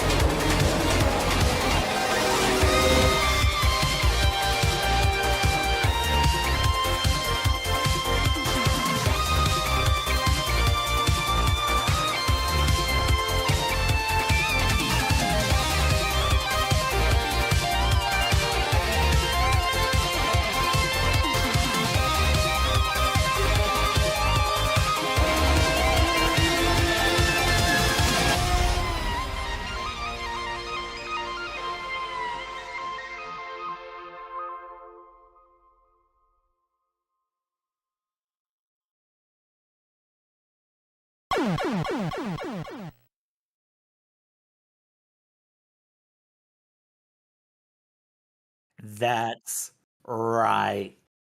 The 2025 VWSC Historic Series. We're taking it to 1985. It's going to be absolutely amazing. If you're wondering where we're taking those cars, let's pull this calendar up. Let's give you everything all at once. 1985 World Sports Car Championship Storm Gang Simulation. Here it is. And this is what you want to know. The 8th of February is when we'll kick it off at Daytona. Sebring, the 8th of March. 29th of March, Mugello. 3rd of May, Le Mans. 5th of July, Monza. 26th of July, Silverstone. Hockenheim on the 9th of August. Mossport on the 23rd of August. Spa, 4th of October. Brands Hatch, the 18th of October. Fuji, 1st of November. And we'll end it at Sandown on the 6th of December, running concurrent with MNRL. Preseason race to be decided. If you want more info on that, be sure to check out the CMS Racing Discord, where I'm sure the announcements will be there. But Ross Smith, we're going to the 80s, baby. Heck yeah. My year of entry into life. So this is extremely exciting. You know, there's been a huge demand for this. We've been able to put some really great cars together in conjunction with Virtual Le Mans, ODS, and you know, most of the grid is going to be made up of our own custom work, which we're very proud of. Hadley Rizky, who's been doing an awesome job on the 3D, he's been putting it together there. So they're going to look tremendous. They're going to feel really good. The cars are already coming together really nicely. I mean, even just playing them with the keyboard, when I'm just testing out graphical things, it's just like, oh man, this is good. And Scar's been doing a really great job putting the sounds together to just, I mean, you get into the cockpit and it's incredibly immersive. You just kind of sit there and go, ooh, yeah, this is going to be good. I'm so excited for this. I can't even think straight right now. I'm so excited. Talk about the different classes that are going to be in. Of course, you know, do you all have Group C1, C2, and Group B and GTPs, or what's the class composition? So we're going to keep the categories very simple, and we're using C1 cars. So it'll just be one category of cars, but we will have 3 driver classes. You'll have your Pro, Pro-Am, and Am, splitting up the field. So a little bit different makeup. All the cars are going to be very similar in terms of performance. But the one thing that's going to stand out, especially about this era, is the way that fuel consumption is. Because back what WEC was doing at the time, FIA, they said, you know what? You only get so much fuel per race that you're allowed to have. Any more than that, and you're disqualified. So we're going to be replicating a very similar approach. So as we watch the cars go along, it's going to be kind of akin to the way that you see Formula E now, where you've got only so much energy that you can use. So it's like, okay, who's going to be the best at making the most of what they have? I'm so excited, Ross. So glad to be here for the big reveal. Is it February yet? Like, that's kind of where my mind's at now. I'm kind of just like, all right, this is exciting. We'll have some races beforehand. Just look out for some announcements coming up here very shortly, and we'll actually we're going to try and aim for at least 2 preseason races to get everybody acquainted with what's going on with the cars, what they're kind of feeling out, and to get some initial in-traffic feedback on everything that's going on, so we can make those tweaks and have a really good entry into the season. It's going to be amazing. Absolutely amazing to see. Sagar, how do you feel knowing that I am super excited. This is absolutely an amazing lineup. Daytona, Sebring, Mugello, Le Mans, Monza, Silverstone, Hockenheim, Mossport, Spa, Brands Hatch, Fuji, and Sandown. You basically went through my head of perfect tracks to take these cars to. Mugello being my all-time favorite. I am super thrilled and cannot wait to be a spectator and or participant of one of these races. And these classes of cars as well have got to be absolutely some of the most choice that you could possibly pick. And to hear continuously that your team is working on creating, modifying, and making these vehicles perform as they should. And then you throw in the ringer of, by the way, you only have a certain amount of energy that you're able to deploy over an entire race, is going to be absolutely fantastic. I'm really looking forward to being a spectator and or participant of this race. You guys are putting on an amazing production. Thank you so much for having us. I am absolutely thrilled and cannot wait for February of next year. This is going to be absolutely amazing. Ladies and gentlemen, this is going to put our cap on this 2024 1964 VWSC series. Again, coming in 2025, it's 1985 VWSC. This is going to be absolutely amazing. You're not going to want to miss it, and you know exactly where to find it. But every good season has to end somewhere. It came down all the way to the wire, but in the end, this is how things settled in. Championships were decided today. Heartbreaks were made today. But it all has to end somewhere. On behalf of everyone here at the JP Broadcasting Network, I want to give a personal thanks to everyone who has participated in this season. James, Paul, Sagar, you, we had Alex Goldschmidt come in. We had Ewan O'Leary has been in. We've had many people that have participated and commentated. Becky Ely has commentated on a race as well. You know, we've had so many people in and out of this booth, in and out of the broadcast team that have just helped make sure that this came to the screen. So thank you to all of them. Big thank you to every single person that's watched up and down Stacy Scott's game. Reese, Vuda de Bruin is in chat right now. Everyone that has watched and commented and interacted and made what we do here possible. Big shout out to Storm Gang, to CMS for hosting this. And, you know, none of this would be possible without them. But, of course, the holiday break shows up. Ross Smith won't take one, but I think everyone deserves one for a little bit of time. So keep your eyes out for preseason testing for next year. We're going to round this one out here from Paris. On behalf of Paul Glover in the booth, on behalf of Sagar here, who has started his VWSC and Sports Car Championship career with me here, on behalf of the JP Broadcasting Network as a whole, my name is Bradley Dalton. We've taken you start to finish since the start of the season, and be sure to tune in for 2025, where we'll take you start to finish yet again. Good night.